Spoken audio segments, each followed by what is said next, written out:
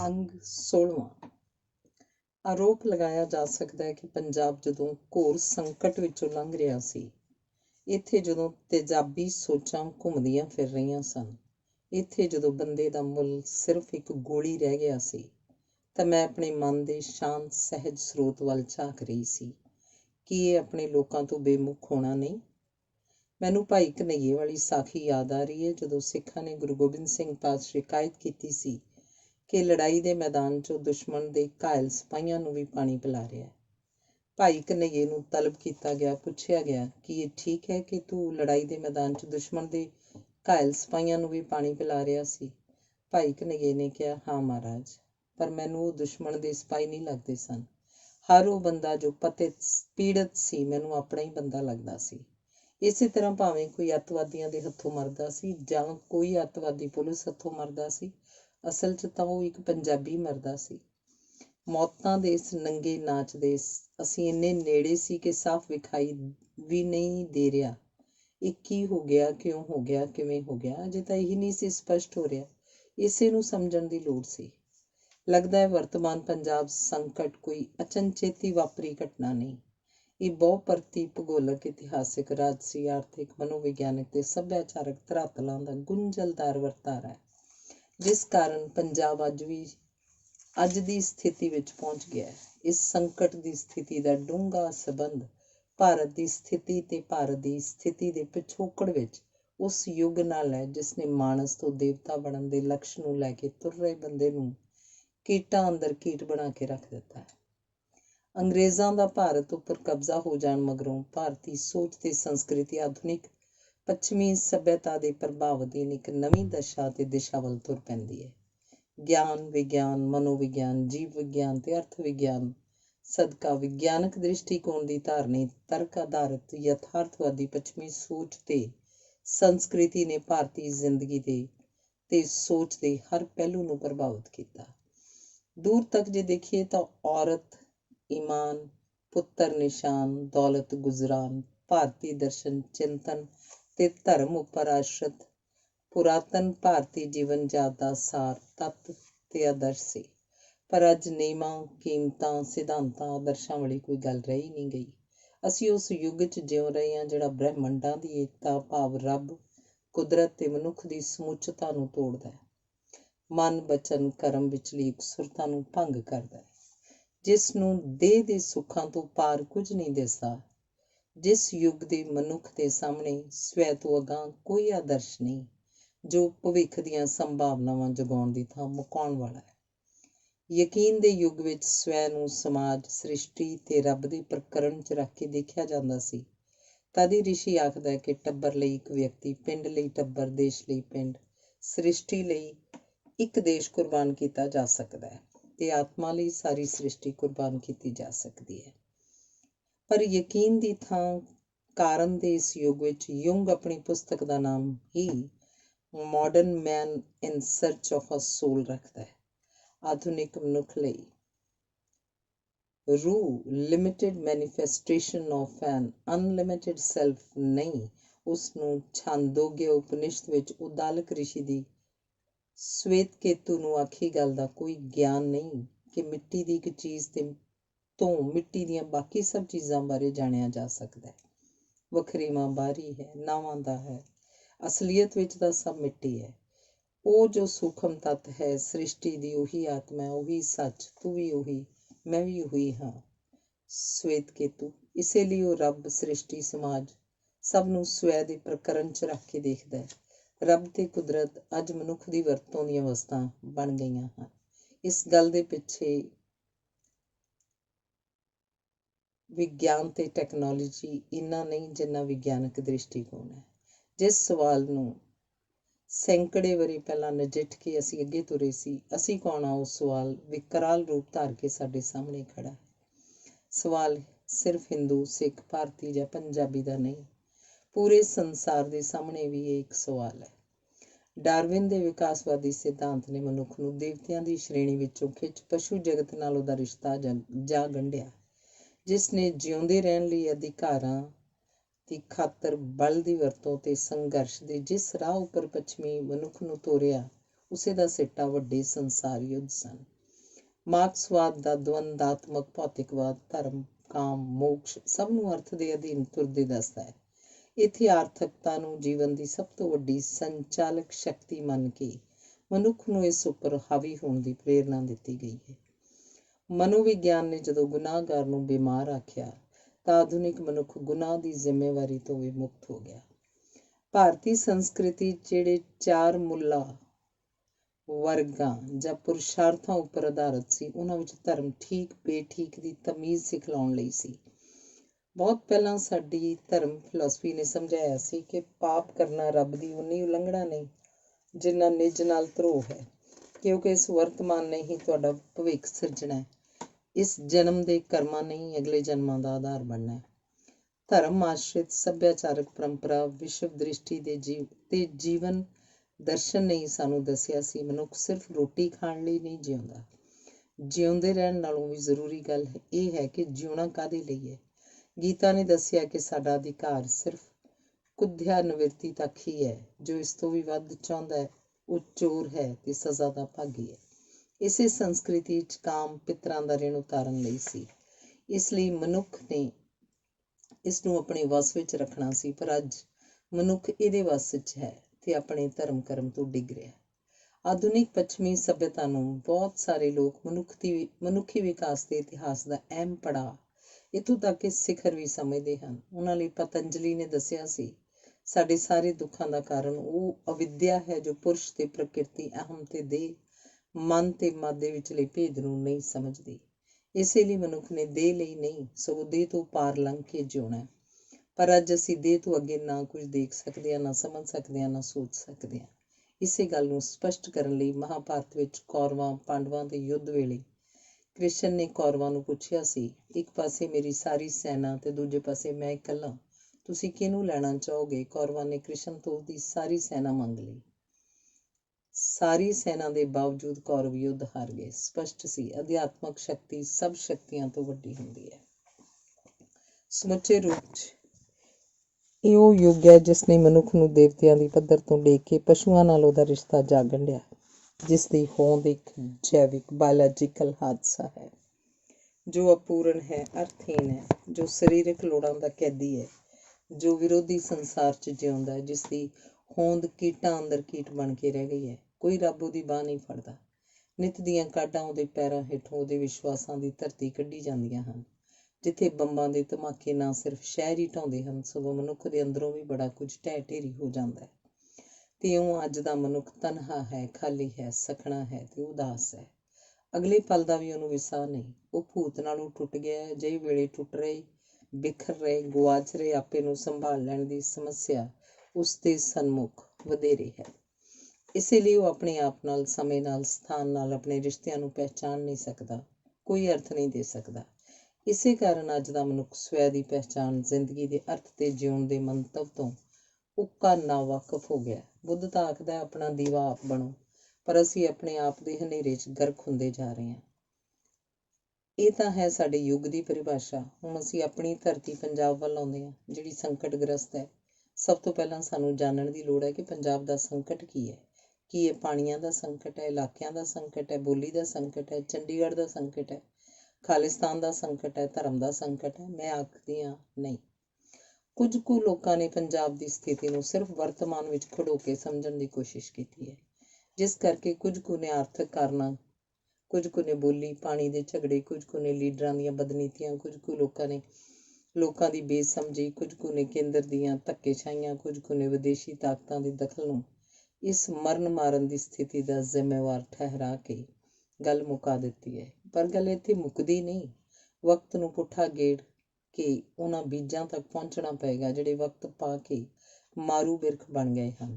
ਮਰਨ ਮਾਰਨ ਦੀ ਸਥਿਤੀ ਪੰਜਾਬ ਸੰਕਟ ਦਾ ਕਾਰਨ ਨਹੀਂ, ਇਹ ਤਾਂ ਬਿਮਾਰ ਦੀ ਹੁੰਗਰ ਵਾਂਗ ਇੱਕ ਸਿੰਪਟਮ ਹੈ। ਡਾਕਟਰ ਬੁੱਧ ਪ੍ਰਕਾਸ਼ ਇਸ ਗੱਲ ਨੂੰ ਸਾਡੀ ਭੂਗੋਲਕ ਸਥਿਤੀ ਨਾਲ ਜੋੜ ਕੇ ਦੇਖਦਾ ਹੈ। ਪੁਰਾਣੇ ਵੇਲਿਆਂ 'ਚ ਪੰਜਾਬ ਭਾਰਤ ਲਈ ਲਾਂਘਾ ਹੋਣ ਕਰਕੇ ਇੱਥੋਂ ਦੀ ਨਿਰੰਤਰ ਉਥਲ ਪੁਥਲ, ਕਤਲੋ-ਗਾਰਤ, ਤਬਾਹੀ, ਪੁਨਰ ਨਿਰਮਾਣ, ਹਾਰਾਂ ਜਿੱਤਾਂ, ਵਿਰੋਧ ਸੁਮੇਲ ਦਾ ਵਰਤਾਰਾ ਇਸ ਖਿੱਤੇ ਉੱਪਰ ਇੰਨਾ ਭਾਰੂ ਰਿਹਾ ਕਿ ਇੱਥੋਂ ਦੇ ਲੋਕਾਂ ਦਾ ਵਿਸ਼ਵ ਦ੍ਰਿਸ਼ਟੀਕੋਣ ਹੀ ਵੱਖਰਾ ਬਣ ਗਿਆ। ਅਸੀਂ ਸੰਤ ਦੀ ਥਾਂ ਯੋਧੇ ਦੇ ਵਧੇਰੇ ਉਪਾਸ਼ਕ ਹਾਂ। ਪੰਜਾਬੀ ਸੱਭਿਆਚਾਰ ਦਾ ਮੂਲ ਸਾਰ ਸਥਾਪਤੀ ਵਿਰੋਧੀ ਅਰਥਾਤ ਨਾਬਰੀ ਦਾ ਬਣ ਗਿਆ। ਸਥਾਪਤੀ ਵਿਰੋਧੀ ਮਾਨਵੀ ਟਕਰਾਓ ਨੂੰ ਗੌਰਵਮਈ ਮੰਨਿਆ ਗਿਆ। ਭੈ ਕਾਹੂ ਕੋ ਦੇਤ ਨੈ ਭੈ ਮਾਨਤਾਨ ਸਾਡੀ ਜੀਵਨ ਜਾਚ ਦਾ ਆਦਰਸ਼ ਬਣ ਗਿਆ। ਇਉਂ ਇਸ ਧਰਤੀ ਨੇ ਇੱਕ ਵੱਖਰੇ ਵਿਸ਼ੇਸ਼ ਸਾਹਿਤ, ਵੱਖਰੇ ਵਿਸ਼ੇਸ਼ ਕਲਚਰ ਨੂੰ ਜਨਮ ਦਿੱਤਾ, ਜਿਸ ਅਨੁਸਾਰ ਜਿਉਣ ਮਰਨ ਦੇ ਅਰਥ ਹੀ ਬਦਲ ਗਏ। ਬਦਲੇ ਹੋਏ ਅਰਥਾਂ ਸਦਕਾ ਹੀ ਪੰਜਾਬੀ ਝੂਠੇ ਪਾਤਸ਼ਾਹ ਦੀ ਥਾਂ ਸੱਚੇ ਪਾਤਸ਼ਾਹ ਵੱਲ ਹੋ ਖਲੋਤੇ। ਜ਼ਫਰਨਾਮੇ ਉਂਝ ਹੀ ਤਾਂ ਨਹੀਂ ਲਿਖੇ ਜਾਂਦੇ। ਦੂਜੀ ਗੱਲ ਹੈ ਕਿ ਭਾਰਤ ਵਿੱਚ ਦੋ ਵੱਡੀਆਂ ਕਲਚਰਲ ਟ੍ਰੈਡੀਸ਼ਨਸ, ਸੱਭਿਆਚਾਰਕ ਪਰੰਪਰਾਵਾਂ ਖੈਬੜਦੀਆਂ ਹੋਈਆਂ ਨਾਲੋਂ ਨਾਲ ਤੁਰੀਆਂ ਆ ਰਹੀਆਂ। ਇੱਕ ਸੀ ਇਸਲਾਮ ਦੀ, ਦੂਜੀ ਸੀ ਹਿੰਦੂ। ਪੰਜਾਬ ਉਹ ਥਾਂ ਹੈ ਜਿੱਥੇ ਸਿੱਖੀ ਰਾਹੀਂ ਪਹਿਲੀ ਵਾਰ ਇਹਨਾਂ ਦੇ ਕਲਚਰਲ ਟ੍ਰੈਡੀਸ਼ਨਸ ਵਿੱਚ ਸੰਵਾਦ ਸਥਾਪਿਤ ਹੋਇਆ। ਫਲਸਰੂਪ ਪੰਜਾਬੀਆਂ ਦਾ ਜੋ ਮੁੱਲਵਾਨ ਰੂਪਾਂਤਰਨ ਹੋਇਆ, ਉਸਨੇ ਨਵੀਂ ਸ਼ਖਸੀਅਤ, ਮੁੱਲ ਪ੍ਰਬੰਧ ਤੇ ਜੀਵਨ ਢੰਗ ਸਿਰਜਣ 'ਚ ਫੈਸਲਾਕੁਨ ਰੋਲ ਅਦਾ ਕੀਤਾ। ਪਰ ਭਾਰਤ ਦੀ ਵੰਡ ਨੇ ਦੋਵੇਂ ਕਲਚਰਲ ਟ੍ਰੈਡੀਸ਼ਨਸ ਤੇ ਸਮਝੌਤੇ ਵਾਲੀ ਥਾਂ ਨੂੰ ਵੀ ਚੀਰ ਦਿੱਤਾ। ਅੱਧਾ ਪੰਜਾਬ ਪਾਕਿਸਤਾਨ 'ਚ ਰਹਿ ਗਿਆ ਤੇ ਅੱਧਾ ਭਾਰਤ ਵਿੱਚ। ਦੋਵਾਂ ਕਲਚਰਲ ਟ੍ਰੈਡੀਸ਼ਨਸ ਦੇ ਵਾਰਸ ਪੰਜਾਬੀ ਹੁਣ ਕਿਸੇ ਵੀ ਟ੍ਰੈਡੀਸ਼ਨ ਦੇ ਹੱਕਦਾਰ ਨਹੀਂ ਸੀ ਸਮਝੇ ਜਾਂਦੇ। ਇਸੇ ਲਈ ਸਵਾਲ ਖੜੇ ਹੋ ਗਏ ਕਿ ਸਿੱਖ ਕੌਣ ਹਨ। ਹੁਣ ਭਾਰਤ ਲਈ ਪੰਜਾਬੀ ਫੌਜ ਵਿੱਚ ਭਰਤੀ ਕਰਨ ਤੋਂ ਬਿਨਾਂ ਜਾਂ ਹਰੀਆਂ ਚਿੱਟੀਆਂ ਕ੍ਰਾਂਤੀਆਂ ਲਿਆ ਕੇ ਦੇਸ਼ ਦੀ ਸੇਵਾ ਕਰਨ ਤੋਂ ਬਿਨਾਂ ਕਿਸ ਕੰਮ ਸਨ। ਤੇ ਹੁਣ ਇੱਕ ਪੰਜਾਬੀ ਲਈ ਭਾਰਤ ਉਹ ਭਾਰਤ ਨਹੀਂ ਸੀ ਰਹਿ ਗਿਆ ਜਿਸ ਦੀ ਖਾਤਰ ਉਹਦੀਆਂ ਕੁਰਬਾਨੀਆਂ ਦਾ ਇਤਿਹਾਸ ਗਵਾਹ ਸੀ। ਬਸ ਇਹੀ ਪੰਜਾਬ ਦਾ ਸੰਕਟ ਹੈ ਕਿ ਭਾਰਤ ਦੇ ਸਾਹਮਣੇ ਆਦਰਸ਼ ਮਹਾਂਭਾਰਤ ਦਾ ਹੈ, ਜਿਸ ਅਨੁਸਾਰ ਰਾਜਸੀ ਤਾਕਤ ਪਾਉਣ ਤੇ ਬਚਾਉਣ ਲਈ ਕੁਰੂਕਸ਼ੇਤਰ ਦਾ ਯੁੱਧ ਲੜਿਆ ਜਾ ਸਕਦਾ ਹੈ। ਉਸ ਯੁੱਧ ਵਿੱਚ ਭਾਵੇਂ ਆਪਣੇ ਬਜ਼ੁਰਗ, ਗੁਰੂ, ਦੋਸਤ, ਮਿੱਤਰ, ਸਕੇ ਸੰਬੰਧੀ ਕੋਈ ਵੀ ਕਿਉਂ ਨਾ ਖਤਮ ਹੋ ਜਾਣ। ਪਰ ਦੂਜੇ ਪਾਸੇ ਪੰਜਾਬ ਦੇ ਬਹੁਤ ਨੇੜੇ ਹਨ ਇਤਿਹਾਸ ਦੇ ਉਹ ਪੰਨੇ ਜਦੋਂ ਕਿਸੇ ਦੁਨਿਆਵੀ ਪ੍ਰਾਪਤੀ ਲਈ ਨਹੀਂ, ਸਗੋਂ ਸੱਚ ਲਈ, ਸੱਚੇ ਪਾਤਸ਼ਾਹ ਲਈ, ਸੱਤ ਧਰਮ ਦੀ ਰਾਖੀ ਲਈ ਮਾਂ-ਬਾਪ, ਸਕੇ ਸੰਬੰਧੀ, ਇੱਥੋਂ ਤੱਕ ਕਿ ਪੁੱਤਰ ਵੀ ਵਾਰੇ ਜਾ ਸਕਦੇ ਹਨ। ਇਹੀ ਸੰਕਟ ਹੈ ਪੰਜਾਬ ਦਾ ਕਿ ਅਜੋਕੀ ਸਥਿਤੀ ਦੇ ਪਿਛੋਕੜ ਵਿੱਚ ਪੰਜਾਬ ਦਾ ਉਹ ਸੱਭਿਆਚਾਰਕ ਇਤਿਹਾਸਕ ਨਿੱਘਰ ਰੂਪ ਵਿੱਚ ਖੜਾ ਹੈ ਜਿਸ ਨੇ ਨਵੇਕੜੀ ਪੰਜਾਬੀ ਸ਼ਖਸੀਅਤ ਸਿਰਜੀ। ਪਰ ਦੂਜੇ ਪਾਸੇ ਸੁਤੰਤਰਤਾ ਉਪਰੰਤ ਉਸਾਰੀ ਗਈ ਭਾਰਤ ਦੀ ਜਮਾਤੀ ਰਾਜਸੀ ਬਣਤਰ ਦਾ ਮੂਲ ਚਰਿੱਤਰ ਹੀ ਅਜਿਹਾ ਹੈ ਜਿਸ ਵਿੱਚ ਲੋਟੂ ਸ਼੍ਰੇਣੀ ਦੇ ਹਿੱਤਾਂ ਦੀ ਨਾ ਸਿਰਫ ਰਾਖੀ ਕੀਤੀ ਗਈ ਹੈ, ਸਗੋਂ ਇਹਨਾਂ ਨੂੰ ਵਿਸਥਾਰਨ ਦੇ ਉਪਰਾਲੇ ਵੀ ਕੀਤੇ ਗਏ ਹਨ। ਸ਼ਾਸਕ ਵਰਗ ਆਪਣੇ ਰਾਜ ਭਾਗ ਨੂੰ ਕਾਇਮ ਰੱਖਣ ਲਈ ਸਿਰਫ ਪੰਜਾਬ ਉੱਤੇ ਹੀ ਵਾਰ ਨਹੀਂ ਕਰ ਰਿਹਾ, ਸਗੋਂ ਸਾਰੇ ਖਿੱਤੇ ਉਹਦੀ ਮਾਰ ਹੇਠਾਂ ਹਨ ਜਿਹੜੇ ਇਹਦੀ ਰਾਜ ਸੱਤਾ ਨੂੰ ਵੰਗਾਰਦੇ ਹਨ। ਪੂੰਜੀਪਤੀ ਪ੍ਰਬੰਧ ਵਿੱਚ ਜਦੋਂ ਪੂੰਜੀਪਤੀ ਰਾਜਨੀਤਿਕ ਅਧਿਕਾਰਾਂ ਦੀ ਸਮਾਨਤਾ ਤਾਂ ਪ੍ਰਵਾਨ ਕਰ ਲੈਂਦਾ ਹੈ, ਪਰ ਸਮਾਜਿਕ ਆਰਥਿਕ ਖੇਤਰ ਵਿੱਚ ਇਸ ਸਮਾਨਤਾ ਦਾ ਵਿਰੋਧ ਕਰਦਾ ਹੈ ਤਾਂ ਨਿਰਾਸ਼ਾ ਫੈਲਦੀ ਹੈ। ਪੂੰਜੀਪਤੀ ਪ੍ਰਬੰਧ ਕਾਰਨ ਜਦੋਂ ਸਿੱਖਿਅਕ ਮੱਧ ਵਰਗ ਵਿੱਚ ਬੇਕਾਰੀ ਵੱਧਦੀ ਹੈ ਤਾਂ ਆਰਥਿਕ ਅਨਿਸ਼ਚਿਤਤਾ ਕਾਰਨ ਇਸ ਵਰਗ 'ਚ ਨਿਰਾਸ਼ਾ ਫੈਲਦੀ ਹੈ। ਇਸ ਨਿਰਾਸ਼ਾ ਤੋਂ ਫਾਸਿਸਟ ਪ੍ਰਵਿਰਤੀਆਂ ਉਤੇਜਿਤ ਹੁੰਦੀਆਂ ਹਨ। ਇਹੀ ਪ੍ਰਵਿਰਤੀ ਮਗਰੋਂ ਸੰਘਰਸ਼ ਤੇ ਵਿਦਰੋਹ ਦੇ ਰਾਹ ਵੱਲ ਤੋਰਦੀਆਂ ਹਨ। ਕੁੱਲ ਮਿਲਾ ਕੇ ਇਹ ਹੈ ਪੰਜਾਬ ਦਾ ਸੰਕਟ, ਜਿਸ ਸੰਕਟ ਵਿੱਚੋਂ ਨਿਕਲਣ ਲਈ ਪੰਜਾਬੀ ਹਿੰਦੂਆਂ ਨੇ ਆਪਣੇ ਆਪ ਨੂੰ ਪੰਜਾਬ ਦੀ ਥਾਂ ਭਾਰਤ ਨਾਲ ਜੋੜਨ ਦੀ ਕੋਸ਼ਿਸ਼ ਕੀਤੀ ਤੇ ਆਖਿਆ ਸਾਡੀ ਮਾਂ ਬੋਲੀ ਹਿੰਦੀ ਹੈ। ਇਸੇ ਸੰਕਟ ਵਿੱਚੋਂ ਨਿਕਲਣ ਲਈ ਸਿੱਖਾਂ ਨੇ ਆਖਿਆ ਤਾਂ ਫਿਰ ਖਾਲਿਸਤਾਨ ਹੀ ਬਣ ਜਾਏ। ਘਰ ਦਾ ਜੇ ਕਮਾਊ ਪੁੱਤ ਆਖਣ ਲੱਗ ਜਾਏ ਕਿ ਮੈਨੂੰ ਅੱਡ ਕਰ ਦਿਓ ਤਾਂ ਲੋੜ ਇਸ ਗੱਲ ਦੀ ਨਹੀਂ ਹੁੰਦੀ ਕਿ ਉਹਦਾ ਸਿਰ ਵੱਢ ਦਿਓ ਜਾਂ ਪੈਰ ਵੱਢ ਦਿਓ ਤਾਂ ਜੋ ਉਹ ਘਰ ਤੋਂ ਬਾਹਰ ਹੀ ਨਾ ਜਾ ਸਕੇ। ਲੋੜ ਇਸ ਗੱਲ ਨੂੰ ਸਮਝਣ ਦੀ ਹੁੰਦੀ ਹੈ ਕਿ ਉਹ ਕਿਉਂ ਆਖਣ ਲੱਗ ਪਿਆ ਕਿ ਮੈਨੂੰ ਅੱਡ ਕਰ ਦਿਓ। ਇਹ ਘਰ ਹੁਣ ਉਹਨੂੰ ਆਪਣਾ ਘਰ ਲੱਗਣੋਂ ਕਿਉਂ ਹਟ ਗਿਆ। ਇੱਕ ਪਾਸੇ ਅਸੀਂ ਆਧੁਨਿਕ ਪੱਛਮੀ ਸੱਭਿਅਤਾ ਦੀ ਮਾਰ ਹੇਠ ਆ ਗਏ ਹਾਂ ਜਿਹਨੂੰ ਮਹਾਤਮਾ ਗਾਂਧੀ ਨੇ ਦਾਨਵੀ ਸੱਭਿਅਤਾ ਆਖਿਆ ਸੀ, ਤੇ ਦੂਜੇ ਪਾਸੇ ਭਾਰਤ ਸਰਕਾਰ ਦਾ ਪੰਜਾਬ ਪ੍ਰਤੀ ਰਵੱਈਆ ਮਤਰੇਈਆਂ ਮਾਵਾਂ ਵਾਲਾ ਹੋ ਗਿਆ। ਬਸ ਇਹੀ ਹੈ ਪੰਜਾਬ ਦਾ ਸੰਕਟ। ਹੁਣ ਅਸੀਂ ਦੇਖਣਾ ਹੈ ਕਿ ਲੇਖਕਾਂ ਨੇ ਸੰਕਟ ਦੀ ਸਥਿਤੀ ਨੂੰ ਕਿਵੇਂ ਲਿਆ। ਪਹਿਲੀ ਗੱਲ ਤਾਂ ਇਹ ਹੈ ਕਿ ਅਸੀਂ ਇਸ ਸੰਕਟਮਈ ਸਥਿਤੀ ਦੇ ਇੰਨੇ ਨੇੜੇ ਹਾਂ ਕਿ ਕੋਈ ਸੰਤੁਲਿਤ ਜਾਇਜ਼ਾ ਮੁਸ਼ਕਿਲ ਹੋ ਗਿਆ। ਦੂਸਰਾ, ਸਰਕਾਰੀ ਤੇ ਗੈਰ ਸਰਕਾਰੀ ਸੰਚਾਰ ਸਾਧਨ ਹਰ ਘਟਨਾ ਆਪਣੀ ਮਰਜ਼ੀ ਦੇ ਰੰਗ 'ਚ ਰੰਗ ਕੇ ਪੇਸ਼ ਕਰਦੇ ਹਨ, ਜਿਸ ਕਰਕੇ ਆਮ ਲੋਕਾਂ ਲਈ ਸੱਚ ਝੂਠ ਦਾ ਨਿਤਾਰਾ ਕਰਨਾ ਹੀ ਔਖਾ ਹੋ ਗਿਆ। ਪਹਿਲੀ ਗੱਲ ਤਾਂ ਇਹ ਹੈ ਕਿ ਇੰਨਾ ਕੁਝ ਏਡੀ ਛੇਤੀ ਵਾਪਰ ਰਿਹਾ ਹੈ। ਬਾਕੀ ਲੋਕਾਂ ਵਾਂਗ ਕਹਾਣੀਕਾਰ ਵੀ ਡੂੰਘੀ ਸੋਚ ਵਿਚਾਰ ਸਦਕਾ ਇਸ ਸੰਕਟ ਦੀਆਂ ਅਨੇਕ ਡਾਇਮੈਂਸ਼ਨਸ ਤੱਕ ਜਾ ਸਕਣ, ਕੋਈ ਦਾਰਸ਼ਨਿਕ ਪਹੁੰਚ ਬਣਾ ਸਕਣ, ਅਜਿਹੀ ਗੱਲ ਨਹੀਂ ਦਿਸਦੀ। ਲੇਖਕ ਵਧੇਰੇ ਕਰਕੇ ਇਸ ਸੰਕਟ ਮਾਰੇ ਲੋਕਾਂ ਦੇ ਦੁੱਖ ਤੇ ਸੰਤਾਪ ਨੂੰ ਚਿਤਰਨ ਵੱਲ ਹੀ ਰੁਚਿਤ ਹਨ। ਲੇਖਕ ਆਪਣੀ ਸਮਝ ਤੇ ਸਮਰੱਥਾ ਅਨੁਸਾਰ ਟੈਰਰਿਜ਼ਮ ਤੇ ਸਟੇਟ ਟੈਰਰਿਜ਼ਮ ਨੂੰ ਉਘਾੜ ਕੇ, ਨੰਗਾ ਕਰਕੇ, ਨਿੰਦਨੀय ਆਖ ਕੇ ਨਾ ਸਿਰਫ ਇਸ ਇਤਿਹਾਸਿਕ ਯਥਾਰਥ ਦਾ ਰੋਜ਼ਨਾਮਚਾ ਹੀ ਤਿਆਰ ਕਰ ਰਹੇ ਹਨ, ਸਗੋਂ ਆਪਣੀ ਮਨੁੱਖਵਾਦੀ ਪਹੁੰਚ ਵੀ ਪ੍ਰਗਟਾ ਰਹੇ ਹਨ। ਕੁੱਲ ਮਿਲਾ ਕੇ ਇਸ ਸਮੇਂ ਦਾ ਸਾਹਿਤ ਇਨਸਾਫ ਤੇ ਬੇਇਨਸਾਫੀ ਤੱਕ ਹੀ ਰਹਿ ਜਾਂਦਾ ਹੈ। ਇਨਸਾਫ ਤੇ ਬੇਇਨਸਾਫੀ ਜ਼ਿੰਦਗੀ ਦਾ ਯਥਾਰਥ ਜ਼ਰੂਰ ਹੈ, ਪਰ ਇਸ ਯਥਾਰਥ ਦੇ ਕਿਸੇ ਦਾਰਸ਼ਨਿਕ ਪਹੁੰਚ ਰਾਹੀਂ ਅਰਥਾਂ ਦੀ ਗੱਲ ਤੁਰੇ, ਉੱਥੋਂ ਤੱਕ ਇਸ ਸਮੇਂ ਦਾ ਸਾਹਿਤ ਘੱਟ ਹੀ ਅੱਪੜਦਾ ਹੈ। ਉਂਝ ਤਾਂ ਸ਼ਰਤ ਚੰਦਰ ਦੀ ਕਹਾਣੀ ਅਰਕਸ਼ਨੀय ਵੀ ਯਥਾਰਥ ਦੀ ਗੱਲ ਕਰਦੀ ਹੈ। ਜਦੋਂ ਇੱਕ ਗਰੀਬ ਤੇ ਇੱਕ ਸੋਹਣੀ ਕੁੜੀ ਨੂੰ ਕੋਈ ਵਿਆਹੁਣ ਲਈ ਤਿਆਰ ਨਹੀਂ ਹੁੰਦਾ, ਪਰ ਉਸ ਕੁੜੀ ਦੀ ਮਾਂ ਦੀ ਚਿਤਾ ਜਲਦੀ ਦੇਖ ਗੁਆਂਢੀਆਂ ਦੇ ਅਮੀਰ ਤੇ ਸੋਹਣੇ ਮੁੰਡੇ ਦੀ ਜੋ ਕਾਇਆ ਕਲਪ ਹੁੰਦੀ ਹੈ ਕਿ ਜਿਸਮ ਦਾ ਕੀ ਹੈ, ਇਹਨੇ ਤਾਂ ਅੰਤ ਚਿਖਾ 'ਚ ਹੀ ਸੜਨਾ, ਉਸ ਬੇਸਹਾਰਾ ਕੁੜੀ ਨੂੰ ਆਖਦਾ, ਉੱਠ ਘਰ ਚੱਲੀਏ। ਇਹੀ ਇਸ ਕਹਾਣੀ ਦੀ ਪ੍ਰਾਪਤੀ ਹੈ। ਲੇਖਕ ਨੇ ਯਥਾਰਥ ਨੂੰ ਤਾਂ ਸਾਧਨ ਬਣਾਉਣਾ ਹੁੰਦਾ ਹੈ, ਕਿਸੇ ਸੱਚ ਤੱਕ ਪਹੁੰਚਣ ਲਈ ਯਥਾਰਥ ਦੀ ਪੇਸ਼ਕਾਰੀ ਉਹਦਾ ਲਕਸ਼ ਨਹੀਂ। ਜਿਹੜਾ ਸਾਹਿਤ ਜਿਉਣ ਜੋਗਾ ਕੋਈ ਮਾਡਲ ਦੇਣ ਦੀ ਸਮਰੱਥ ਨਹੀਂ, ਉਹ ਇਤਿਹਾਸਕ ਦਸਤਾਵੇਜ਼ ਤਾਂ ਹੋ ਸਕਦਾ ਹੈ, ਪਰ ਸਾਹਿਤ ਨਹੀਂ। ਇਹ ਵਕਤ ਹੀ ਦੱਸੇਗਾ ਕਿ ਸੰਕਟ ਦੇ ਦੌਰ ਵਿੱਚ ਜੋ ਕੁਝ ਲਿਖਿਆ ਜਾ ਰਿਹਾ ਹੈ, ਉਹ ਕਿੰਨਾ ਕੁ ਮੁੱਲਵਾਨ ਹੈ। ਮੈਂ ਜਿਉਂਦੇ ਮੋਏ ਕਹਾਣੀ ਤੇ ਜਿਮੀ ਪੁੱਛੇ ਅਸਮਾਨ ਨਾਵਲ ਵਿੱਚ ਇਸ ਸਮੇਂ ਨੂੰ ਮੁਖਾਤਿਬ ਹੋ ਕੇ ਇਸ ਤੋਂ ਅਗਾਂਹ ਝਾਕਣ ਦੀ ਕੋਸ਼ਿਸ਼ ਕੀਤੀ ਹੈ। ਗੱਲ ਵਧੇਰੇ ਸਪਸ਼ਟ ਸ਼ਾਇਦ ਜਿਮੀ ਪੁੱਛੇ ਅਸਮਾਨ ਦੇ ਅਗਲੇ ਭਾਗ ਡਾਇਰੀ 'ਚ ਹੋ ਸਕੇ। ਅੰਗ 17।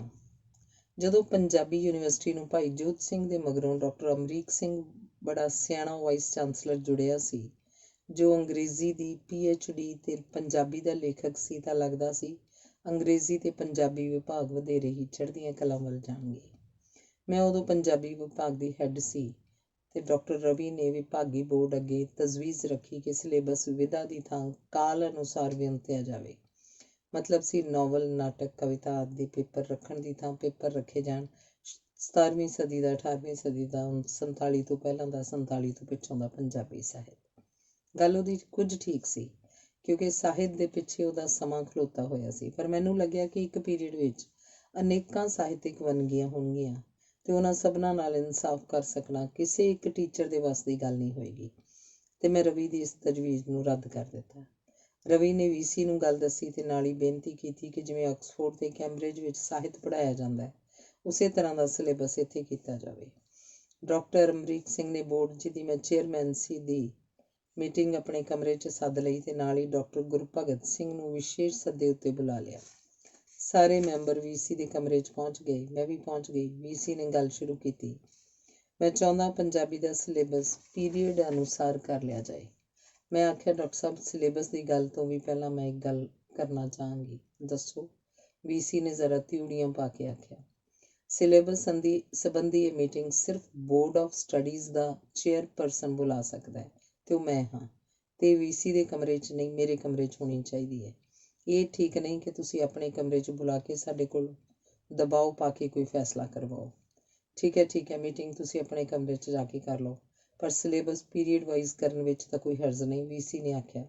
ਠੀਕ ਹੈ, ਮੀਟਿੰਗ ਅਸੀਂ ਮੇਰੇ ਕਮਰੇ 'ਚ ਹੀ ਕਰਾਂਗੇ ਤੇ ਦੇਖਾਂਗੇ ਕੀ ਕਰਨਾ ਹੈ। ਆਖ ਕੇ ਮੈਂ ਉੱਠ ਖੜੀ ਹੋਈ। ਮਜਬੂਰਨ ਬਾਕੀ ਮੈਂਬਰਾਂ ਨੂੰ ਵੀ ਉੱਠ ਕੇ ਆਉਣਾ ਪਿਆ। ਰਵੀ ਨੇ ਮੇਰੇ ਕਮਰੇ 'ਚ ਆ ਕੇ ਬੋਰਡ ਦੇ ਮੈਂਬਰਾਂ ਸਾਹਮਣੇ ਆਪਣੀ ਤਜਵੀਜ਼ ਖੋਲ੍ਹ ਕੇ ਬਿਆਨ ਕੀਤੀ ਤੇ ਆਕਸਫੋਰਡ ਕੈਂਬਰਿਜ ਦੇ ਉਦਾਹਰਨ ਵੀ ਦਿੱਤੇ। ਮੈਂ ਆਖਿਆ, ਠੀਕ ਹੈ, ਆਕਸਫੋਰਡ ਕੈਂਬਰਿਜ ਵਿੱਚ ਸਿਲੇਬਸ ਪੀਰੀਅਡ ਵਾਈਜ਼ ਹੈ, ਪਰ ਉਸ ਪੀਰੀਅਡ ਵਿੱਚ ਜਿੰਨੇ ਵੀ ਸਾਹਿਤ ਰੂਪ ਹਨ, ਉਹਨਾਂ ਨੂੰ ਵੱਖਰੇ ਵੱਖਰੇ ਪ੍ਰੋਫੈਸਰ ਪੜ੍ਹਾਉਂਦੇ ਹਨ। ਇਸੇ ਕਰਕੇ ਉੱਥੇ ਇਕੱਲੀ ਅੰਗਰੇਜ਼ੀ ਪੜ੍ਹਾਉਣ ਲਈ 150 ਟੀਚਰ ਹਨ। ਸਾਨੂੰ ਉਹਨੇ ਟੀਚਰ VC ਦੇ ਦੇਵੇ, ਅਸੀਂ ਵੀ ਸਿਲੇਬਸ ਪੀਰੀਅਡ ਅਨੁਸਾਰ ਕਰ ਦਿਆਂਗੇ। ਬੋਰਡ ਦੇ ਮੈਂਬਰ ਮੇਰੇ ਨਾਲ ਸਹਿਮਤ ਹੋ ਗਏ ਤੇ ਅਸੀਂ ਮੁੜ ਸਿਲੇਬਸ ਵਿਧਾ ਅਨੁਸਾਰ ਹੀ ਰਹਿਣ ਦਿੱਤਾ। ਗੱਲ ਮੈਨੂੰ ਭੁਲਾ ਗਈ। ਕਈ ਮਹੀਨਿਆਂ ਮਗਰੋਂ ਡਾਕਟਰ ਅਮਰੀਕ ਸਿੰਘ ਇੱਕ ਦਿਨ ਅਚਾਨਕ ਮੈਨੂੰ ਕਾਫੀ ਹਾਊਸ ਵੱਲ ਜਾਂਦੇ ਵਰਾਂਡੇ 'ਚ ਮਿਲ ਗਏ। ਮੈਂ ਸਤਿ ਸ਼੍ਰੀ ਅਕਾਲ ਆਖੀ ਤੇ ਆਖਣ ਲੱਗੇ, ਟਿਵਾਣਾ, ਤੇਰੀਆਂ ਮੇਰੇ ਕੋਲ ਬੜੀਆਂ ਸ਼ਿਕਾਇਤਾਂ ਆਉਂਦੀਆਂ ਰਹਿੰਦੀਆਂ ਨੇ। ਮੈਂ ਆਖਿਆ, ਫਿਰ ਐਕਸ਼ਨ ਲੈ ਲਓ। ਤਾਂ ਆਖਣ ਲੱਗੇ, ਮੈਂ ਆਖ ਦਿੱਤਾ ਸਭ ਨੂੰ ਟਿਵਾਣਾ ਨੂੰ ਸਭ ਕੁਝ ਮਾਫ਼ ਹੈ। ਮੈਂ ਆਖਿਆ, ਫਿਰ ਮੈਨੂੰ ਦੱਸਦੇ ਕਿਉਂ? ਦੇਖਣਾ, 2-4 ਮਹੀਨੇ ਮਗਰੋਂ ਤਾਂ ਮਿਲਣ ਆਉਣ ਵਿੱਚ ਕੋਈ ਹਰਜ਼ ਨਹੀਂ ਹੁੰਦਾ। ਮੈਂ ਆਖਿਆ, ਡਾਕਟਰ ਸਾਹਿਬ, ਨਾ ਤਾਂ ਮੇਰੇ ਕੋਲ ਆਪਣੀਆਂ ਤਾਰੀਫਾਂ ਸੁਣਨ ਦਾ ਟਾਈਮ ਹੈ ਤੇ ਨਾ ਹੀ ਦੂਜਿਆਂ ਦੀਆਂ ਚੁਗਲੀਆਂ ਕਰਨ ਦਾ। ਡਾਕਟਰ ਅਮਰੀਕ ਸਿੰਘ ਹੱਸ ਕੇ ਗਾਂਹ ਲੰਘ ਗਏ, ਗੁੱਸੇ ਨਹੀਂ ਹੋਏ। ਕਿਸੇ ਬਹੁਤ ਸਿਆਣੇ ਬੰਦੇ ਨੇ ਮੈਨੂੰ ਆਖਿਆ, VC ਨਾਲ ਇਉਂ ਨਹੀਂ ਗੱਲ ਕਰੀ ਦੀ ਹੁੰਦੀ। ਮੈਂ ਆਖਿਆ, ਉਹ ਸਿਰਫ VC ਨਹੀਂ, ਡਾਕਟਰ ਅਮਰੀਕ ਸਿੰਘ ਵੀ ਨੇ। ਤੇ ਫਿਰ ਜਦੋਂ ਯੂਨੀਵਰਸਿਟੀ ਛੱਡ ਕੇ ਡਾਕਟਰ ਅਮਰੀਕ ਸਿੰਘ ਨੂੰ ਜਾਣਾ ਪਿਆ ਤਾਂ ਉਹ ਸ਼ਹਿਰ ਸਾਡੇ ਘਰ ਆਏ ਤੇ ਆਖਣ ਲੱਗੇ, ਮੈਨੂੰ ਅਫਸੋਸ ਹੈ ਮੈਂ ਗਲਤ ਬੰਦਿਆਂ 'ਚ ਘਿਰਿਆ ਰਿਹਾ। ਮੈਂ ਆਖਿਆ, ਡਾਕਟਰ ਸਾਹਿਬ, ਜਿਵੇਂ ਮਹਾਤਮਾ ਗਾਂਧੀ ਨੇ ਲਿਖਿਆ ਹੈ, ਮਾਈ ਐਕਸਪੈਰੀਮੈਂਟਸ ਵਿਦ ਟਰੁੱਥ, ਤੁਸੀਂ ਵੀ ਲਿਖੋ my experiments with Punjabi university Patiala. Doctor ਸਾਹਿਬ ਨੇ ਇਹ ਕਿਤਾਬ ਤਾਂ ਲਿਖੀ ਪਰ ਉਹਦਾ ਨਾਮ ਹੈ ਆਸਕਿੰਗ ਫॉर ਟਰਬਲ। ਮੈਨੂੰ ਯਾਦ ਆ ਰਿਹਾ ਹੈ ਕਿ ਰਸੂਲ ਹਮਜ਼ਾ ਤੋਬ ਦੀ ਕਿਤਾਬ ਮੇਰਾ ਦਾਗਿਸਤਾਨ ਵਿੱਚ ਇਹ ਗਾਲ ਹੈ, ਰੱਬ ਕਰੇ ਤੈਨੂੰ ਤੇਰੀ ਬੋਲੀ ਭੁੱਲ ਜਾਏ। ਇਹ ਵੀ ਸੁਣਿਆ ਸੀ ਕਿ ਜਦੋਂ ਵੀ ਭਾਰਤ ਉੱਪਰ ਬਾਹਰਲੇ ਧਾੜਵੀ ਹਮਲਾ ਕਰਦੇ ਸਨ ਤਾਂ ਸਭ ਤੋਂ ਪਹਿਲਾਂ ਉਹ ਇੱਥੋਂ ਦੇ ਮੰਦਰ ਢਾਉਂਦੇ ਤੇ ਲਾਇਬ੍ਰੇਰੀਆਂ ਸਾੜਦੇ ਸਨ। ਪਰ ਇਹ ਕਦੇ ਨਹੀਂ ਸੀ ਸੁਣਿਆ ਕਿ ਆਪਣੀ ਦੇਸ਼ ਵਿੱਚ ਆਪਣੇ ਲੋਕ ਆਪਣੀ ਬੋਲੀ ਦੀ ਕੀਮਤ ਤੇ ਅਹਿਮੀਅਤ ਨਾ ਪਹਿਚਾਣ ਸਕਣ। ਪਰ ਇਹ ਹੋਇਆ। ਗਵਰਨਰ SS ਰੇ ਨੇ ਪੰਜਾਬ ਭਵਨ 'ਚ ਸੱਦ ਕੇ ਪੰਜਾਬ ਦੀਆਂ ਸਾਰੀਆਂ ਯੂਨੀਵਰਸਿਟੀਆਂ ਦੇ ਵਾਈਸ ਚਾਂਸਲਰ ਨੂੰ ਸਾਰੀਆਂ ਯੂਨੀਵਰਸਿਟੀਆਂ ਦੇ ਸਿਲੇਬਸਾਂ ਵਿੱਚ ਇਕਸਾਰਤਾ ਲਿਆਉਣ ਲਈ ਆਖਿਆ ਕਿ BA ਵਿੱਚ ਅੰਗਰੇਜ਼ੀ ਤੇ ਪੰਜਾਬੀ ਦੇ 2 ਪਰਚਿਆਂ ਦੀ ਕੀ ਲੋੜ ਹੈ, ਦੋਨਾਂ ਦਾ ਇੱਕ ਪਰਚਾ ਕਰ ਦਿਓ। 3 ਪੀਰੀਅਡ ਅੰਗਰੇਜ਼ੀ ਲਈ ਤੇ 3 ਪੰਜਾਬੀ ਲਈ ਕਾਫੀ ਹਨ। ਬੋਲੀਆਂ ਰਾਹੀਂ ਤਾਂ ਸਿਰਫ ਕਮਿਊਨੀਕੇਸ਼ਨ ਸਕਿੱਲਸ ਹੀ ਸਿਖਾਉਣੀਆਂ ਹੁੰਦੀਆਂ ਹਨ। ਇਹ ਗੱਲ ਯੂਨੀਵਰਸਿਟੀਆਂ 'ਚ ਪ੍ਰਵਾਨਤਾ ਤਾਂ ਹੀ ਹੋ ਸਕਦੀ ਹੈ ਜੇ ਪੰਜਾਬੀ ਅੰਗਰੇਜ਼ੀ ਦੇ ਬੋਰਡ ਤੇ ਭਾਸ਼ਾ ਫੈਕਲਟੀ ਦੀ ਪ੍ਰਵਾਨਗੀ ਹੁੰਦੀ। ਮੈਂ ਡੀਨ ਹੋਣ ਕਰਕੇ ਭਾਸ਼ਾ ਫੈਕਲਟੀ ਦੀ ਚੇਅਰਪਰਸਨ ਵੀ ਸੀ। ਮੈਨੂੰ ਆਖਿਆ ਗਿਆ ਕਿ ਮੈਂ ਪਾਸ ਕਰਵਾ ਲਵਾਂ ਕਿਉਂਕਿ ਮੈਂ board of studies the chairperson ਤੇ ਭਾਸ਼ਾ ਫੈਕਲਟੀ ਦੀ ਡੀਨ ਸੀ, ਪਰ ਮੈਨੂੰ ਇਹ ਗੱਲ ਮਨਜ਼ੂਰ ਨਹੀਂ ਸੀ। ਜੇ ਅੰਗਰੇਜ਼ੀ ਪੰਜਾਬੀ ਬੋਲੀ ਹੀ ਚੰਗੀ ਤਰ੍ਹਾਂ ਨਹੀਂ ਆਉਂਦੀ, ਇਹਨਾਂ ਬੋਲੀਆਂ ਰਾਹੀਂ ਪੜ੍ਹੇ ਜਾਣ ਵਾਲੇ ਮਜ਼ਬੂਨਾਂ ਦਾ ਕੀ ਬਣੇਗਾ, ਇਹ ਮੈਂ ਜਾਣਦੀ ਸੀ। ਪੀਰੀਅਡ ਅੱਧੇ ਕਰ ਦੇਣ ਨਾਲ ਅੱਧੇ ਟੀਚਰ ਵਿਹਲੇ ਹੋ ਜਾਣਗੇ ਤੇ ਅੱਗੋਂ ਲਈ ਟੀਚਰਸ ਦੀ ਲੋੜ ਹੀ ਮੁੱਕ ਜਾਏਗੀ। ਮੈਂ ਰਵੀ ਨੂੰ ਪੁੱਛਿਆ, ਪੋਲੀਟਿਕਸ ਖਾਤਰ ਤੂੰ ਤਾਂ ਗੱਦਾਰੀ ਨਹੀਂ ਕਰੇਂਗਾ? ਉਹ ਆਖਣ ਲੱਗਿਆ, ਨਹੀਂ, ਇਸ ਮਾਮਲੇ 'ਚ ਮੈਂ ਤੁਹਾਡੇ ਨਾਲ ਹਾਂ। ਮੈਂ ਇਹ ਤਜਵੀਜ਼ ਭਾਸ਼ਾ ਫੈਕਲਟੀ ਦੇ ਅੱਗੇ ਰੱਖ ਦਿੱਤੀ ਤੇ ਨਾਲ ਹੀ ਆਪਣੇ ਵਿਚਾਰ ਵੀ ਕਿ ਇਹ ਇੱਕ ਸਾਜ਼ਿਸ਼ ਹੈ। ਭਾਸ਼ਾ ਫੈਕਲਟੀ ਨੇ ਇਹ ਤਜਵੀਜ਼ ਸਰਬਸੰਮਤੀ ਨਾਲ ਰੱਦ ਕਰ ਦਿੱਤੀ। ਡਾਕਟਰ ਭਗਤ ਸਿੰਘ ਨੇ ਇੱਕ ਹਾਈ ਪਾਵਰਡ ਕਮੇਟੀ ਬਣਾ ਦਿੱਤੀ, ਪਰ ਭਾਸ਼ਾ ਫੈਕਲਟੀ ਦੀ ਚੇਅਰਪਰਸਨ ਤੇ ਡੀਨ ਨੂੰ ਉਸ ਤੋਂ ਬਾਹਰ ਕਿਵੇਂ ਰੱਖਿਆ ਜਾਂਦਾ? ਮੈਂ ਉੱਥੇ ਵੀ ਦਲੀਲਾਂ ਦਿੱਤੀਆਂ, ਪਰ ਅੰਗਰੇਜ਼ੀ ਵਾਲੇ ਮੰਨ ਗਏ ਕਿ 3 ਪੀਰੀਅਡ ਕਰ ਦਿੰਦੇ ਹਾਂ ਤੇ ਸਿਲੇਬਸ ਦੇ ਨੰਬਰ ਘਟਾ ਦਿੰਦੇ ਹਾਂ। ਡਾਕਟਰ ਭਗਤ ਸਿੰਘ VC ਸਨ, ਪਰ ਉਹ ਬਹੁਤ ਤਿਲ ਮਿਲਾਏ। ਸਾਰੀਆਂ ਯੂਨੀਵਰਸਿਟੀਆਂ ਦਾ ਸਾਂਝਾ ਫੈਸਲਾ ਹੈ, ਇਹ ਜ਼ਰੂਰ ਕਰਨਾ ਹੈ, ਤੇ ਇੱਕ ਵੇਲੇ ਤਾਂ ਖਿਝ ਵੀ ਗਏ ਕਿ ਮੈਂ ਕਿਉਂ ਇੰਨਾ ਅੜ ਰਹੀ ਹਾਂ। ਫਿਰ ਇੱਕ ਹੋਰ ਹਾਈ ਪਾਵਰਡ ਕਮੇਟੀ ਬਣਾ ਦਿੱਤੀ ਗਈ, ਵੱਡੇ ਵੱਡੇ ਬੰਦਿਆਂ ਦੀ। ਮੇਰੀਆਂ ਫਿਰ ਉਹੀ ਦਲੀਲਾਂ ਸਨ, ਅੱਧੇ ਪੀਰੀਅਡ, ਅੱਧਾ ਸਿਲੇਬਸ ਤੇ ਅੱਧੇ ਨੰਬਰਾਂ ਵਾਲੀ ਗੱਲ ਮੈਂ ਕਿਸੇ ਕੀਮਤ ਉੱਪਰ ਵੀ ਪਾਸ ਨਹੀਂ ਹੋਣ ਦੇਣਾ ਚਾਹੁੰਦੀ ਸੀ। ਆਖਰ VC ਨੇ ਆਖਿਆ, ਇਹ ਫੈਸਲਾ ਮੇਰਾ ਨਹੀਂ, ਸਰਕਾਰ ਦਾ ਹੈ, ਇਹ ਕਰਨਾ ਪਏਗਾ। ਮੈਂ ਆਖਿਆ, ਤੁਸੀਂ ਕਿਉਂ ਆਪਣੇ ਸਿਰ ਲੈਂਦੇ ਹੋ? ਆਖਦੇ ਹੋ ਫੈਕਲਟੀ ਦੇ ਮੈਂਬਰ ਪਾਸ ਕਰਨ ਲਈ ਤਿਆਰ ਨਹੀਂ। ਇਹ ਮੈਂ ਕਿਵੇਂ ਆਖ ਸਕਦਾ ਕਿ ਕੋਈ ਫੈਸਲਾ ਮੈਂ ਲਾਗੂ ਨਹੀਂ ਕਰਵਾ ਸਕਦਾ? ਡਾਕਟਰ ਭਗਤ ਸਿੰਘ ਨੇ ਖਿਝ ਕੇ ਆਖਿਆ। ਉਸ ਵੇਲੇ ਮੈਂ ਉਸੇ ਸਹਿਜ ਨਾਲ ਆਖਿਆ, ਡਾਕਟਰ ਸਾਹਿਬ, ਇਹ ਫੈਸਲੇ ਇਤਿਹਾਸਕ ਫੈਸਲੇ ਹਨ, ਤੁਸੀਂ ਕਿਉਂ ਆਪਣੇ ਮੱਥੇ ਉੱਪਰ ਕਲੰਕ ਲਗਵਾਉਂਦੇ ਹੋ? ਬਾਕੀ ਰਹੀ ਗਵਰਨਮੈਂਟ ਦੀ ਗੱਲ, ਤੁਸੀਂ ਗਵਰਨਰ ਸਾਹਿਬ ਹੋਰਾਂ ਕੋਲ ਮੈਨੂੰ ਲੈ ਚੱਲੋ। ਮੈਂ ਆਖ ਦਿਆਂਗੀ ਕਿ ਬੰਗਾਲ ਵਿੱਚ ਜੋ ਪੋਜੀਸ਼ਨ ਬੰਗਾਲੀ ਦੀ ਹੈ, ਪੰਜਾਬ 'ਚ ਉਹੀ ਪੰਜਾਬੀ ਦੀ ਰਹਿਣ ਦਿਓ। ਗਵਰਨਰ ਸਾਹਿਬ ਇਹ ਤਾਂ ਆਖਣ ਨਹੀਂ ਲੱਗੇ ਕਿ ਬੰਗਾਲ ਵਿੱਚ ਜੋ ਬੰਗਾਲੀ ਦੀ ਥਾਂ ਹੈ, ਪੰਜਾਬ ਵਿੱਚ ਉਹ ਪੰਜਾਬੀ ਦੀ ਨਹੀਂ ਹੋਣੀ ਚਾਹੀਦੀ। ਡਾਕਟਰ ਭਗਤ ਸਿੰਘ ਨੇ ਸਰਕਾਰ ਨਾਲ ਪਤਾ ਨਹੀਂ ਕਿਵੇਂ ਨਜਿੱਠਿਆ, ਪਰ ਉਹ ਮੇਰੀ ਗੱਲ ਨਾਲ ਸਹਿਮਤ ਹੋ ਗਏ ਤੇ ਅਸੀਂ BA ਵਿੱਚ ਪੰਜਾਬੀ ਦੇ ਪੂਰੇ ਪੀਰੀਅਡ ਤੇ ਪੂਰਾ ਸਿਲੇਬਸ ਬਚਾਉਣ ਵਿੱਚ ਕਾਮਯਾਬ ਹੋ ਗਏ। ਇਸੇ ਤਰ੍ਹਾਂ ਜਦੋਂ ਪੰਜਾਬ ਵਿੱਚ ਰਾਸ਼ਟਰਪਤੀ ਰਾਜ ਸੀ ਤੇ ਜਨਰਲ OP ਮਲਹੋਤਰਾ ਇੱਥੋਂ ਦੇ ਗਵਰਨਰ ਸਨ, ਤਾਂ ਭਾਸ਼ਾ ਵਿਭਾਗ ਪੰਜਾਬ ਦੇ ਸਲਾਹਕਾਰ ਬੋਰਡ ਦੀ ਮੀਟਿੰਗ ਵੇਲੇ ਪੰਜਾਬੀ ਦੇ ਵਿਕਾਸ ਲਈ ਮੈਂ ਕੁਝ ਤਜਵੀਜ਼ਾਂ ਪੇਸ਼ ਕੀਤੀਆਂ। ਪਹਿਲੀ ਸੀ, ਪਤਾ ਨਹੀਂ ਕਿਹੜਾ ਲੇਖਕ ਕਦੋਂ ਤੁਰ ਜਾਵੇ। ਪਿੱਛੋਂ ਜੇ ਅਸੀਂ ਐਨਕਾਂ, ਕਲਮਾਂ, ਜੁੱਤੀਆਂ ਸਾਂਭ ਕੇ ਉਹਨਾਂ ਦੇ ਦਿਨ ਮਨਾਉਂਦੇ ਫਿਰਦੇ ਹਾਂ ਤਾਂ ਹੁਣੇ ਸਾਨੂੰ ਉਹਨਾਂ ਉੱਪਰ ਡਾਕੂਮੈਂਟਰੀਜ਼ ਬਣਾ ਲੈਣੀਆਂ ਚਾਹੀਦੀਆਂ ਹਨ, ਨਹੀਂ ਤਾਂ ਆਉਣ ਵਾਲੀਆਂ ਪੀੜ੍ਹੀਆਂ ਨੂੰ ਅਸੀਂ ਕੀ ਜਵਾਬ ਦਿਆਂਗੇ ਕਿ ਸਿਨੇਮੇ ਵਰਗੀ ਸੁਵਿਧਾ ਹੋਣ ਦੇ ਬਾਵਜੂਦ ਅਸੀਂ ਇਹ ਕੰਮ ਕਿਉਂ ਨਹੀਂ ਕੀਤਾ। ਦੂਸਰਾ ਮੈਂ ਆਖਿਆ, ਪੰਜਾਬ ਦੀ ਸਮੱਸਿਆ ਬੋਲੀਆਂ ਦੀ, ਪਾਣੀਆਂ ਦੀ, ਇਲਾਕਿਆਂ ਦੀ ਨਹੀਂ, ਸਮੱਸਿਆ ਹੈ ਕਿ ਧਰਤੀ ਜਿੱਥੇ ਕਦੇ ਵੇਦ ਲਿਖੇ ਜਾਂਦੇ ਸਨ, ਅੱਜ ਉੱਥੇ ਇਹਨਾਂ ਨੂੰ ਉਠਾਲ ਸਕਣ ਵਾਲੇ ਵੀ ਮੌਜੂਦ ਨਹੀਂ। ਮਤਲਬ ਹੈ, ਸੋਚ ਦੇ ਪੱਖੋਂ ਅਸੀਂ ਬਹੁਤ ਪਿਛਾਂਹ ਰਹਿ ਗਏ ਹਾਂ। ਕਿਧਰੇ ਮੱਧ ਯੁੱਗ ਵਿੱਚ ਹੀ ਜਦੋਂ ਅਸੀਂ ਸਮਝਦੇ ਸੀ ਕਿ ਮਰਨ ਤੇ ਮਾਰਨ ਨਾਲ ਹੀ ਸਾਰੀਆਂ ਸਮੱਸਿਆਵਾਂ ਹੱਲ ਹੋ ਜਾਂਦੀਆਂ ਹਨ, ਪਰ ਅੱਜ ਵਕਤ ਬਦਲ ਗਿਆ ਹੈ। ਅੱਜ ਲੜਾਈਆਂ ਸਿਰਫ ਫਿਜ਼ੀਕਲ ਪੱਧਰ ਉੱਪਰ ਹੀ ਨਹੀਂ ਲੜੀਆਂ ਜਾਂਦੀਆਂ, ਇਹ ਸਾਈਕੋਲੋਜੀਕਲ ਪੱਧਰ ਉੱਪਰ, ਇੰਟਲੈਕਚੁਅਲ ਪੱਧਰ ਉੱਪਰ ਹੀ ਨਹੀਂ ਲੜੀਆਂ ਜਾਂਦੀਆਂ, ਇੱਥੋਂ ਤੱਕ ਕਿ ਮੈਟਾਫਿਜ਼ੀਕਲ ਪੱਧਰ ਉੱਪਰ ਵੀ ਲੜੀਆਂ ਜਾਂਦੀਆਂ ਹਨ, ਜਿਵੇਂ ਕਿ ਯਹੂਦੀਆਂ ਨੇ ਪੱਛਮ ਵਿੱਚ ਕੀਤਾ। ਸੋਚ ਦੇ ਪੱਖ ਤੋਂ ਅਮੀਰ ਹੋਣ ਲਈ ਸਾਨੂੰ ਸੰਸਾਰ ਦੇ ਕਲਾਸੀਕਲ ਸਾਹਿਤ ਦੇ ਜੰਗੀ ਪੱਧਰ ਉੱਪਰ ਤਰਜਮੇ ਕਰਵਾ ਲੈਣੇ ਚਾਹੀਦੇ ਹਨ, ਤਾਂ ਜੋ ਸਾਡੇ ਲੋਕ ਜਾਣ ਸਕਣ ਦੁਨੀਆ ਕਿੱਥੇ ਪਹੁੰਚ ਗਈ ਹੈ। ਅਤੇ ਸਭ ਤੋਂ ਪਹਿਲਾਂ ਸਾਨੂੰ ਓਸ਼ੋ, ਰਜਨੀਸ਼ ਦੀਆਂ ਕਿਤਾਬਾਂ ਦਾ ਪੰਜਾਬੀ ਤਰਜਮਾ ਕਰਵਾ ਲੈਣਾ ਚਾਹੀਦਾ ਹੈ। ਤੀਸਰੀ ਗੱਲ, ਸਾਨੂੰ ਇੱਕ ਪ੍ਰੈਸ ਲਾਉਣਾ ਚਾਹੀਦਾ ਜਿਸ ਨਾਲ ਰੂਸੀ ਕਿਤਾਬਾਂ ਵਾਂਗ ਨੋ ਪ੍ਰੋਫਿਟ ਨੋ ਲੋਸ ਉੱਤੇ ਵਧੀਆ ਕਿਤਾਬਾਂ ਛਾਪ ਕੇ ਲੋਕਾਂ ਤੱਕ ਪਹੁੰਚਾਈਆਂ ਜਾ ਸਕਣ। ਚੌਥਾ, ਅਸੀਂ ਜਾਣਦੇ ਹਾਂ ਕਿ ਬਾਈਬਲ ਵਾਰਤਕ 'ਚ ਲਿਖੀ ਹੋਈ ਹੈ, ਫਿਰ ਵੀ ਅੰਗਰੇਜ਼ਾਂ ਨੇ ਉਹਨੂੰ ਆਪਣੇ ਵੱਡੇ ਸੰਗੀਤਕਾਰਾਂ ਤੋਂ ਗਵਾਇਆ ਹੈ। ਸਾਡੇ ਕੋਲ ਰਾਗਾਂ ਵਿੱਚ ਲਿਖਿਆ ਗੁਰੂ ਗ੍ਰੰਥ ਸਾਹਿਬ ਹੈ, ਜਿਹੜਾ ਬਦਕਿਸਮਤੀ ਨਾਲ ਸਿਰਫ ਸਿੱਖਾਂ ਦਾ ਧਾਰਮਿਕ ਗ੍ਰੰਥ ਸਮਝ ਲਿਆ ਗਿਆ ਹੈ, ਭਾਵੇਂ ਉਸ ਵਿੱਚ ਇੱਕ ਵੀ ਸਿੱਖ ਦੀ ਬਾਣੀ ਦਰਜ ਨਹੀਂ। ਅਸੀਂ ਉਹਨੂੰ ਇੰਨੇ 100 ਸਾਲ ਲੰਘ ਜਾਣ ਉੱਪਰ ਵੀ ਆਪਣੇ ਵੱਡੇ ਸੰਗੀਤਕਾਰਾਂ ਤੋਂ ਗਵਾ ਨਹੀਂ ਸਕੇ। ਸਾਨੂੰ ਚਾਹੀਦਾ ਹੈ ਕਿ ਵੱਧ ਤੋਂ ਵੱਧ ਪੈਸੇ ਦੇ ਕੇ ਆਪਣੇ ਮਹਾਨ ਸੰਗੀਤਕਾਰਾਂ ਤੋਂ ਕੈਸਟਾਂ ਭਰਵਾ ਲਈਏ, ਤਾਂ ਜੋ ਪ੍ਰਚਲਿਤ ਹੋ ਰਹੇ ਲੱਚਰ ਗਾਣਿਆਂ ਨੂੰ ਵਾਤਾਵਰਨ ਗੰਧਲਾ ਕਰਨ ਤੋਂ ਰੋਕਿਆ ਜਾ ਸਕੇ।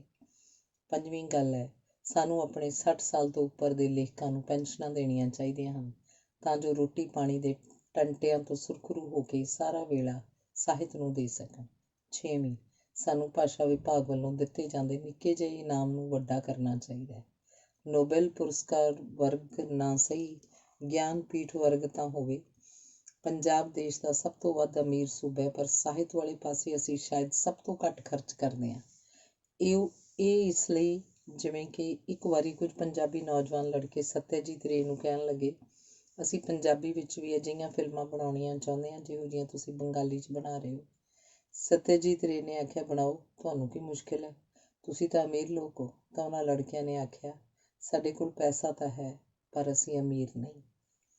ਸੱਤਵਾਂ, ਸਾਨੂੰ ਆਪਣੇ ਲੇਖਕਾਂ ਨੂੰ ਭਾਰਤ ਯਾਤਰਾ 'ਤੇ ਹੀ ਨਹੀਂ, ਸੰਸਾਰ ਯਾਤਰਾ 'ਤੇ ਭੇਜਣਾ ਚਾਹੀਦਾ, ਤਾਂ ਜੋ ਦੇਖ ਸਕਣ, ਜਾਣ ਸਕਣ ਕਿ ਪੈਰਿਸ ਵਿੱਚ ਬੈਠੇ ਲੇਖਕ ਕਿਵੇਂ ਸੋਚਦੇ ਹਨ, ਕਿਵੇਂ ਕੰਮ ਕਰਦੇ ਹਨ, ਆਕਸਫੋਰਡ 'ਚ ਬੈਠੇ ਲੇਖਕਾਂ ਨੂੰ ਕੀ ਸੁਵਿਧਾਵਾਂ ਪ੍ਰਾਪਤ ਹਨ, ਬੰਗਾਲ ਕਿਵੇਂ ਸਾਡੇ ਨਾਲੋਂ ਅਗਾਂਹ ਲੰਘ ਕੇ ਟੈਗੋਰ ਤੇ ਸ਼ਰਤ ਚੰਦਰ ਵਰਗੇ ਲੇਖਕ ਪੈਦਾ ਕਰ ਸਕਿਆ। ਤੇ ਕਿੰਨੇ ਹੀ ਹੋਰ ਨਿੱਕੇ ਮੋਟੇ ਸੁਝਾਅ ਸਨ। ਗਵਰਨਰ ਮਲਹੋਤਰਾ ਹੋਰਾਂ ਨੂੰ ਸੁਝਾਅ ਚੰਗੇ ਲੱਗੇ। ਉਹਨਾਂ ਨੇ ਭਾਸ਼ਾ ਵਿਭਾਗ ਦਾ ਇਨਾਮ 11,000 ਤੋਂ ਵਧਾ ਕੇ 51,000 ਕਰ ਦਿੱਤਾ। ਮੈਂ ਸੇਖੋਂ ਸਾਹਿਬ ਨੂੰ ਆਖਿਆ, ਤੁਸੀਂ ਆਖਣਾ ਸੀ ਘੱਟ ਤੋਂ ਘੱਟ 1.25 ਲੱਖ ਤਾਂ ਕਰ ਦਿਓ। ਤਾਂ ਉਹ ਆਖਣ ਲੱਗੇ, ਤੂੰ ਟਿਵਾਣਾ ਕਾਹਨੂੰ ਝਗੜਾ ਕਰਦੀ ਸੀ, ਇਸ ਗੱਲ ਲਈ ਇਹ ਇਨਾਮ ਨਾ ਤੈਨੂੰ ਮਿਲਣਾ ਨਾ ਮੈਨੂੰ, ਕਿਉਂਕਿ ਇਹ ਇਨਾਮ ਸਾਨੂੰ ਦੋਵਾਂ ਨੂੰ ਪਹਿਲੇ ਹੀ ਮਿਲ ਚੁੱਕਿਆ ਸੀ। ਮੈਂ ਆਖਿਆ, ਮੈਂ ਲਿਖ ਭੇਜਾਂਗੀ ਸਰਕਾਰ ਨੂੰ ਕਿ ਸੇਖੋਂ ਸਾਹਿਬ ਨੂੰ ਬਕਾਇਆ ਰਕਮ ਭੇਜ ਦਿਓ। ਅਨੁਵਾਦ ਲਈ ਸਪੈਸ਼ਲ ਫੰਡ ਰੱਖ ਦਿੱਤੇ ਗਏ ਸਨ। ਲੇਖਕਾਂ ਲਈ ਪੈਨਸ਼ਨ ਸਕੀਮ ਸ਼ੁਰੂ ਕਰ ਦਿੱਤੀ ਸੀ। ਬਾਕੀ ਗੱਲਾਂ ਦਾ ਪਤਾ ਨਹੀਂ ਕੀ ਬਣਿਆ, ਕਿਉਂਕਿ ਇਸ ਤੋਂ ਮਗਰੋਂ ਕਦੇ ਮੈਨੂੰ ਸਲਾਹਕਾਰ ਬੋਰਡ ਦਾ ਮੈਂਬਰ ਨਹੀਂ ਸੀ ਬਣਾਇਆ ਗਿਆ, ਸ਼ਾਇਦ ਇਸ ਲਈ ਕਿ ਮੁਫਤ ਵਿੱਚ ਹੀ ਮੈਂ ਸਲਾਹਾਂ ਬਹੁਤ ਦੇ ਦਿੰਦੀ ਸੀ। ਇਸੇ ਤਰ੍ਹਾਂ ਪੰਜਾਬੀ ਯੂਨੀਵਰਸਿਟੀ ਦੇ ਪੰਜਾਬੀ ਵਿਕਾਸ ਵਿਭਾਗ ਨੂੰ ਵੀ 2-4 ਸਲਾਹਾਂ ਦਿੱਤੀਆਂ ਸਨ। ਲੇਖਕਾਂ ਪਾਸੋਂ ਉਹਨਾਂ ਦੀਆਂ ਸਾਹਿਤਕ ਸਵੈ ਜੀਵਨੀਆਂ ਲਿਖਵਾ ਲਓ, ਉਹਨਾਂ ਨੂੰ ਫੈਲੋਸ਼ਿਪਸ ਦੇ ਕੇ ਉਹ ਕੰਮ ਕਰਵਾ ਲਓ ਜਿਹੜੇ ਉਹ ਕਰਕੇ ਦੇਣਾ ਚਾਹੁੰਦੇ ਹਨ। ਉਹਨਾਂ ਉੱਪਰ ਡਾਕੂਮੈਂਟਰੀਜ਼ ਬਣਾ ਲਓ, ਉਹਨਾਂ ਨਾਲ ਲੰਮੀਆਂ ਮੁਲਾਕਾਤਾਂ ਰਿਕਾਰਡ ਕਰ ਲਓ, ਉਹਨਾਂ ਦੇ ਵਿਸ਼ੇਸ਼ ਭਾਸ਼ਣ ਕਰਵਾ ਲਓ। VC ਕਿਰਪਾਲ ਸਿੰਘ ਨਾਰੰਗ ਦੇ ਵੇਲੇ ਮੈਂ ਲਿਖ ਕੇ ਭੇਜਿਆ ਸੀ, ਘੱਟੋ ਘੱਟ ਜਿਹੜੇ ਲੇਖਕ ਕੋਰਸ ਵਿੱਚ ਲੱਗੇ ਹਨ ਉਹਨਾਂ ਨੂੰ ਜ਼ਰੂਰ ਬੁਲਾ ਕੇ ਵਿਦਿਆਰਥੀਆਂ ਨਾਲ ਮਿਲਾਇਆ ਜਾਵੇ ਅਤੇ ਲੇਖਕ ਨੂੰ ਉੱਕਾ ਪੁੱਕਾ 1000 ਰੁਪਈਆ ਦਿੱਤਾ ਜਾਵੇ। VC ਸਾਹਿਬ ਨੇ ਇਹ ਕਹਿ ਕੇ ਮੇਰਾ ਸੁਝਾਅ ਨਾਮਨਜ਼ੂਰ ਕਰ ਦਿੱਤਾ ਕਿ 1000 ਬਹੁਤ ਜ਼ਿਆਦਾ ਹੈ। ਮੈਂ ਲਿਖਿਆ, ਜਿਹੜੇ ਲੋਕ ਲੇਖਕਾਂ ਨੂੰ ਸਿਰਫ ਪੜ੍ਹਾਉਂਦੇ ਹਨ ਉਹਨਾਂ ਨੂੰ ਅਸੀਂ ਹਰ ਮਹੀਨੇ ਕਈ ਹਜ਼ਾਰ ਰੁਪਏ ਦਿੰਦੇ ਹਾਂ, ਅਤੇ ਲੇਖਕ ਨੂੰ ਇੱਕ ਵਾਰੀ 1000 ਰੁਪਇਆ ਵੀ ਨਾ ਦੇਣਾ ਠੀਕ ਨਹੀਂ। ਪਰ ਫਿਰ ਵੀ ਮੇਰੀ ਦਲੀਲ ਸੁਣੀ ਨਹੀਂ ਸੀ ਗਈ। ਜਿਵੇਂ ਅਜੀਤ ਕੌਰ ਨੇ ਦਲੀਕ ਭਾਸ਼ਣ 'ਚ ਆਖਿਆ ਸੀ, ਟਿਵਾਣਾ ਦੇ ਨਾਵਲ ਲੰਘ ਗਏ ਦਰਿਆ ਬਾਰੇ ਮੈਨੂੰ ਬਹੁਤ ਅਫਸੋਸ ਹੈ ਕਿ ਇਹ ਮੇਰਾ ਲਿਖਿਆ ਹੋਇਆ ਕਿਉਂ ਨਹੀਂ। ਇਸੇ ਤਰ੍ਹਾਂ ਮੇਰੀਆਂ ਸਲਾਹਾਂ, ਮੇਰੇ ਸੁਝਾਵ ਲੋਕਾਂ ਨੂੰ ਚੰਗੇ ਤਾਂ ਲੱਗਦੇ ਹਨ, ਪਰ ਉਹਨਾਂ ਨੂੰ ਇਹ ਚੰਗਾ ਨਹੀਂ ਸੀ ਲੱਗਦਾ ਕਿ ਇਹ ਸੁਝਾਅ ਮੈਂ ਹੀ ਕਿਉਂ ਦਿੱਤੇ, ਅਤੇ ਇਸੇ ਕਾਰਨ ਅੱਧੀਆਂ ਪਛੱਧੀਆਂ ਗੱਲਾਂ ਹੀ ਨੇਪਰੇ ਚੜ੍ਹਦੀਆਂ ਸਨ। ਉਂਝ ਮੈਂ ਸੋਚਦੀ ਰਹਿੰਦੀ ਸੀ ਕਿ ਜਿਹੜੇ ਲੋਕ ਇਹ ਸਭ ਕਰ ਤੇ ਕਰਵਾ ਸਕਦੇ ਹਨ ਉਹ ਇਸ ਪਾਸੇ ਲੋੜੀਂਦਾ ਧਿਆਨ ਕਿਉਂ ਨਹੀਂ ਸੀ ਦਿੰਦੇ। ਲੰਘਿਆ ਵਕਤ ਤਾਂ ਵਾਪਸ ਨਹੀਂ ਮੁੜਦਾ, ਨਾ ਹੀ ਤੁਰ ਗਏ ਬੰਦੇ ਮੁੜ ਕੇ ਆਉਂਦੇ ਨੇ। ਇਹੀ ਪਿਛੋਕੜ ਸੀ ਜਦੋਂ ਪੰਜਾਬ ਕਲਾ ਪਰਿਸ਼ਦ ਦੀ ਇੱਕ ਮੀਟਿੰਗ ਵੇਲੇ ਮੈਂ ਦੇਖਿਆ BS ਰਤਨ ਇਸ ਵੇਲੇ ਕਲਚਰਲ ਅਫੇਅਰਸ ਦੇ ਸੈਕਟਰੀ ਸਨ। ਉਹਦੇ ਸੁਭਾਅ ਵਿੱਚ ਹੀ ਨਹੀਂ, ਖੂਨ ਵਿੱਚ ਹੀ ਸਾਹਿਤ ਨਾਲ ਲਗਾਅ ਅਤੇ ਸੁਹਿਰਦਤਾ ਰਲੀ ਹੋਈ ਹੈ। ਮੈਨੂੰ ਖਤਰਾ ਸੀ ਕਿ ਮੈਨੂੰ ਖੁਸ਼ੀ ਹੋਈ ਜਦੋਂ ਉਹਨਾਂ ਨੇ ਕਿਧਰੇ ਉਹ ਕਲਾ ਪਰਿਸ਼ਦ ਦੇ ਪ੍ਰਧਾਨ ਲਈ ਮੇਰਾ ਨਾਂ ਤਜਵੀਜ਼ ਨਾ ਕਰਦੇ। ਗੁਲਜ਼ਾਰ ਸੰਧੂ ਹੋਰਾਂ ਦਾ ਨਾਮ ਤਜਵੀਜ਼ ਕਰ ਦਿੱਤਾ ਤੇ ਸੰਧੂ ਹੋਰਾਂ ਨੂੰ ਕਲਾ ਪਰਿਸ਼ਦ ਦਾ ਪ੍ਰਧਾਨ ਚੁਣ ਲਿਆ ਗਿਆ। ਮਗਰੋਂ ਹਰਭਜਨ ਹਲਵਾਰਵੀ ਹੋਰਾਂ ਸਗੋਂ ਮਜ਼ਾਕ ਕੀਤਾ, ਮੈਡਮ ਨਾਲ ਬਣਾ ਕੇ ਰੱਖਣੀ ਚਾਹੀਦੀ ਹੈ ਕਿਉਂਕਿ ਇਹਨਾਂ ਦੀ ਗੱਲ ਕੋਈ ਮੋੜਦਾ ਨਹੀਂ। ਮਗਰੋਂ BS ਰਤਨ ਨੇ ਸਾਹਿਤ ਅਕੈਡਮੀ ਦੀ ਪ੍ਰਧਾਨਗੀ ਲਈ ਮੇਰਾ ਨਾਮ ਤਜਵੀਜ਼ ਕਰ ਦਿੱਤਾ। ਮੇਰੇ ਹਾਂ ਨਾ ਕਰਨ ਤੋਂ ਪਹਿਲਾਂ ਹੀ ਠੀਕ ਹੈ ਆ ਕੇ ਸਾਰਿਆਂ ਨੇ ਤਾੜੀਆਂ ਮਾਰ ਦਿੱਤੀਆਂ। ਮੈਂ BS ਰਤਨ ਹੋਰਾਂ ਨੂੰ ਆਖਿਆ, ਸਾਹਿਤ ਅਕੈਡਮੀ ਦੇ ਇੰਨੇ ਥੋੜ੍ਹੇ ਬਜਟ ਨਾਲ ਅਸੀਂ ਕੀ ਕਰ ਲਾਂਗੇ? ਤਾਂ ਉਹਨੇ ਕਿਹਾ, ਪੈਸਿਆਂ ਦੀ ਤੁਸੀਂ ਪਰਵਾਹ ਨਾ ਕਰੋ, ਇਸ ਸੰਬੰਧ 'ਚ ਮੈਂ ਗਵਰਨਰ ਸਾਹਿਬ ਨਾਲ ਗੱਲ ਕਰ ਰੱਖੀ ਹੈ। ਮੇਰੇ ਨਾਲ ਕੰਮ ਕਰਨ ਵਾਲੀ ਜਿਹੜੀ ਟੀਮ ਬਣੀ ਉਸ ਵਿੱਚ ਸੁਰਜੀਤ ਪਾਤਰ, ਸਤੀਸ਼ ਵਰਮਾ, ਰਮਾ ਰਤਨ, 3 ਤਾਂ ਮੇਰੇ ਵਿਦਿਆਰਥੀ ਸਨ ਜਿਹੜੇ ਸਮਝੋ ਮੇਰੀ ਨਿੱਜ ਦੀ ਐਕਸਟੈਂਸ਼ਨ ਸਨ। ਜਸਵੀਰ ਭੁੱਲਰ ਤੇ ਵਰਿਆਮ ਸੰਧੂ ਨਾਲ ਕੰਮ ਕਰਦਿਆਂ ਨਾ ਸਿਰਫ ਤਸੱਲੀ ਮਿਲਦੀ ਹੈ ਸਗੋਂ ਖੁਸ਼ੀ ਵੀ ਮਹਿਸੂਸ ਹੁੰਦੀ ਸੀ। ਰਘੁਵੀਰ ਸਿਰਜਣਾ ਕਿਉਂਕਿ ਕਲਾ ਪਰਿਸ਼ਦ ਦਾ ਸੈਕਟਰੀ ਵੀ ਸੀ ਤੇ ਪੰਜਾਬ ਸਾਹਿਤ ਅਕੈਡਮੀ ਦਾ ਮੈਂਬਰ ਵੀ, ਅਸੀਂ ਉਹਦੇ ਤਜਰਬੇ ਤੇ ਉਹਦੀ ਸੁਹਿਰਦਤਾ ਨੂੰ ਵਰਤ ਕੇ ਕਲਾ ਪਰਿਸ਼ਦ ਤੋਂ ਵਾਧੂ ਫੰਡ ਵੀ ਲੈ ਲੈਂਦੇ ਸੀ। ਸਭ ਤੋਂ ਵੱਡੀ ਗੱਲ ਕਿ ਕਲਾ ਪਰਿਸ਼ਦ ਦੇ ਪ੍ਰਧਾਨ ਗੁਲਜ਼ਾਰ ਸੰਧੂ ਹੋਰਾਂ ਨੇ ਸਾਡੇ ਕੰਮਾਂ 'ਚ ਹਮੇਸ਼ਾ ਮਦਦ ਕੀਤੀ। ਇਸ ਟੀਮ ਨੇ 1991 ਤੋਂ 94 ਤੱਕ 3 ਸਾਲ ਕੰਮ ਕੀਤਾ। ਆਪਣੇ ਕਾਲ ਦੇ ਅੰਤ ਵਿੱਚ ਇਹਨਾਂ ਕੰਮਾਂ ਦਾ ਲੇਖਾ ਜੋਖਾ ਅਸੀਂ ਇੰਝ ਕੀਤਾ ਕਿ ਪਿਛਲੇ ਵੇਲਿਆਂ 'ਚ ਲੇਖਕ ਵਿਸ਼ੇਸ਼ ਵਿਅਕਤੀ ਹੁੰਦੇ ਸਨ। ਵਿਸ਼ੇਸ਼ ਉਹ ਧਨ ਦੌਲਤ ਪਦਵੀ ਪਹੁੰਚ ਜਾਂ ਜਨਮਜਾਤ ਕਰਕੇ ਨਹੀਂ ਸੀ ਹੁੰਦੇ, ਸਗੋਂ ਆਪਣੇ ਜਪ ਤਪ ਗਿਆਨ ਧਿਆਨ ਤੇ ਸਾਧਨਾ ਨਾਲ ਕਮਾਈ ਮਨ ਬਚਨ ਕਰਮ ਦੀ ਉੱਚਤਾ ਤੇ ਸੁੱਚਤਾ ਕਾਰਨ ਹੁੰਦੇ ਸਨ। ਰਾਜਕੁਮਾਰ ਵੀ ਜੰਗਲਾਂ 'ਚ ਰਿਸ਼ੀਆਂ ਦੇ ਆਸ਼ਰਮਾਂ ਵਿੱਚ ਉਹਨਾਂ ਦੇ ਚਰਨਾਂ 'ਚ ਬਹਿ ਕੇ ਸਿੱਖਿਆ ਹਾਸਲ ਕਰਦੇ ਸਨ। ਰਿਸ਼ੀ ਦਾ ਰੱਖਿਅਕ ਹੋਣ ਦੇ ਬਾਵਜੂਦ ਰਾਜਾ ਰਿਸ਼ੀ ਦੇ ਚਰਨਾਂ ਉੱਤੇ ਪ੍ਰਣਾਮ ਕਰਦਾ ਸੀ। ਵਕਤ ਬਦਲ ਗਿਆ, ਨਾ ਰਿਸ਼ੀ ਰਹੇ ਨਾ ਰਾਜੇ, ਰਹਿ ਗਏ ਸਿਰਫ ਆਮ ਲੋਕ। ਆਮ ਲੋਕਾਂ ਵਿੱਚੋਂ ਕਿਸੇ ਨੇ ਰੋਜ਼ੀ ਰੋਟੀ ਲਈ ਧੰਦ ਪਿੱਟਣ ਤੋਂ ਮਗਰੋਂ ਬਚੀ ਵੇਲ ਨੂੰ ਲੇਖਕ ਬਣਨ ਵਾਲੇ ਪਾਸੇ ਲਾਇਆ ਤਾਂ ਨਾ ਉੱਥੇ ਇੰਨੇ ਸਾਧਨ ਸਨ ਤੇ ਨਾ ਹੀ ਸਾਧਨਾ ਸੀ। ਮਾਰਕਸਵਾਦੀਆਂ ਨੇ ਸਮੇਂ ਦੇ ਸੱਚ ਨੂੰ ਪਹਿਚਾਣਿਆ ਤੇ ਲੇਖਕ ਨੂੰ ਵੀ ਇੱਕ ਕਾਮਾ ਹੀ ਪਰਿਭਾਸ਼ਿਤ ਕੀਤਾ। ਬਾਕੀ ਕਾਮਿਆਂ ਵਾਂਗ ਲੇਖਕਾਂ ਦੀਆਂ ਸਮੱਸਿਆਵਾਂ ਨੂੰ ਸਮਝਣ ਸਮਝਾਉਣ ਲਈ ਅਕਾਦਮੀਆਂ, ਸੰਸਥਾਵਾਂ, ਸਭਾਵਾਂ, ਅਦਾਰੇ ਹੋਂਦ ਵਿੱਚ ਆਏ। ਸਹੀ ਨੀਅਤ ਨਾਲ ਸ਼ੁਰੂ ਹੋਈਆਂ ਇਹ ਅਕਾਦਮੀਆਂ, ਸੰਸਥਾਵਾਂ ਉੱਪਰ ਕੁਝ ਝੂਠੀਆਂ ਕੁਝ ਸੱਚੀਆਂ ਊਜਾਂ ਵੀ ਲੱਗਦੀਆਂ ਰਹੀਆਂ, ਪਰ ਇਸ ਸਾਰੇ ਕਾਸੇ ਦੇ ਬਾਵਜੂਦ ਅਜੇ ਕਿਤੇ ਆਸ ਦੀ ਕਿਰਨ ਬਚੀ ਹੈ। ਇਸ ਲਈ ਯਤਨਸ਼ੀਲ ਰਹਿਣ ਦੀ ਲੋੜ ਹੈ। ਮੇਰੇ ਸਾਹਮਣੇ ਇਹੀ ਸੋਚ ਸੀ ਜਦੋਂ ਮੈਂ ਪੰਜਾਬੀ ਸਾਹਿਤ ਅਕੈਡਮੀ ਦੀ ਪ੍ਰਧਾਨਗੀ ਪ੍ਰਵਾਨ ਕੀਤੀ। ਇਤਫਾਕ ਨਾਲ ਮੇਰੇ ਨਾਲ ਨੌਜਵਾਨ ਲੇਖਕਾਂ ਦੀ ਪੂਰੀ ਟੀਮ ਸੀ ਜਿਹੜੇ ਪੂਰੀ ਸੁਹਿਰਦਤਾ ਨਾਲ ਕੰਮ ਕਰਨ ਲਈ ਵਚਨਬੱਧ ਸਨ। ਇਸੇ ਤਰ੍ਹਾਂ ਸੱਭਿਆਚਾਰਕ ਮਾਮਲੇ ਵਿਭਾਗ ਤੇ ਨਾਰਥ ਜ਼ੋਨ ਕਲਚਰਲ ਸੈਂਟਰ ਦਾ ਜੇ ਸਾਨੂੰ ਇੰਨਾ ਸਹਿਯੋਗ ਨਾ ਹੁੰਦਾ ਫਿਰ ਵੀ ਅਸੀਂ ਵੱਡੇ ਦਾਈਏ ਨਹੀਂ ਸੀ ਰੱਖ ਸਕਣੇ।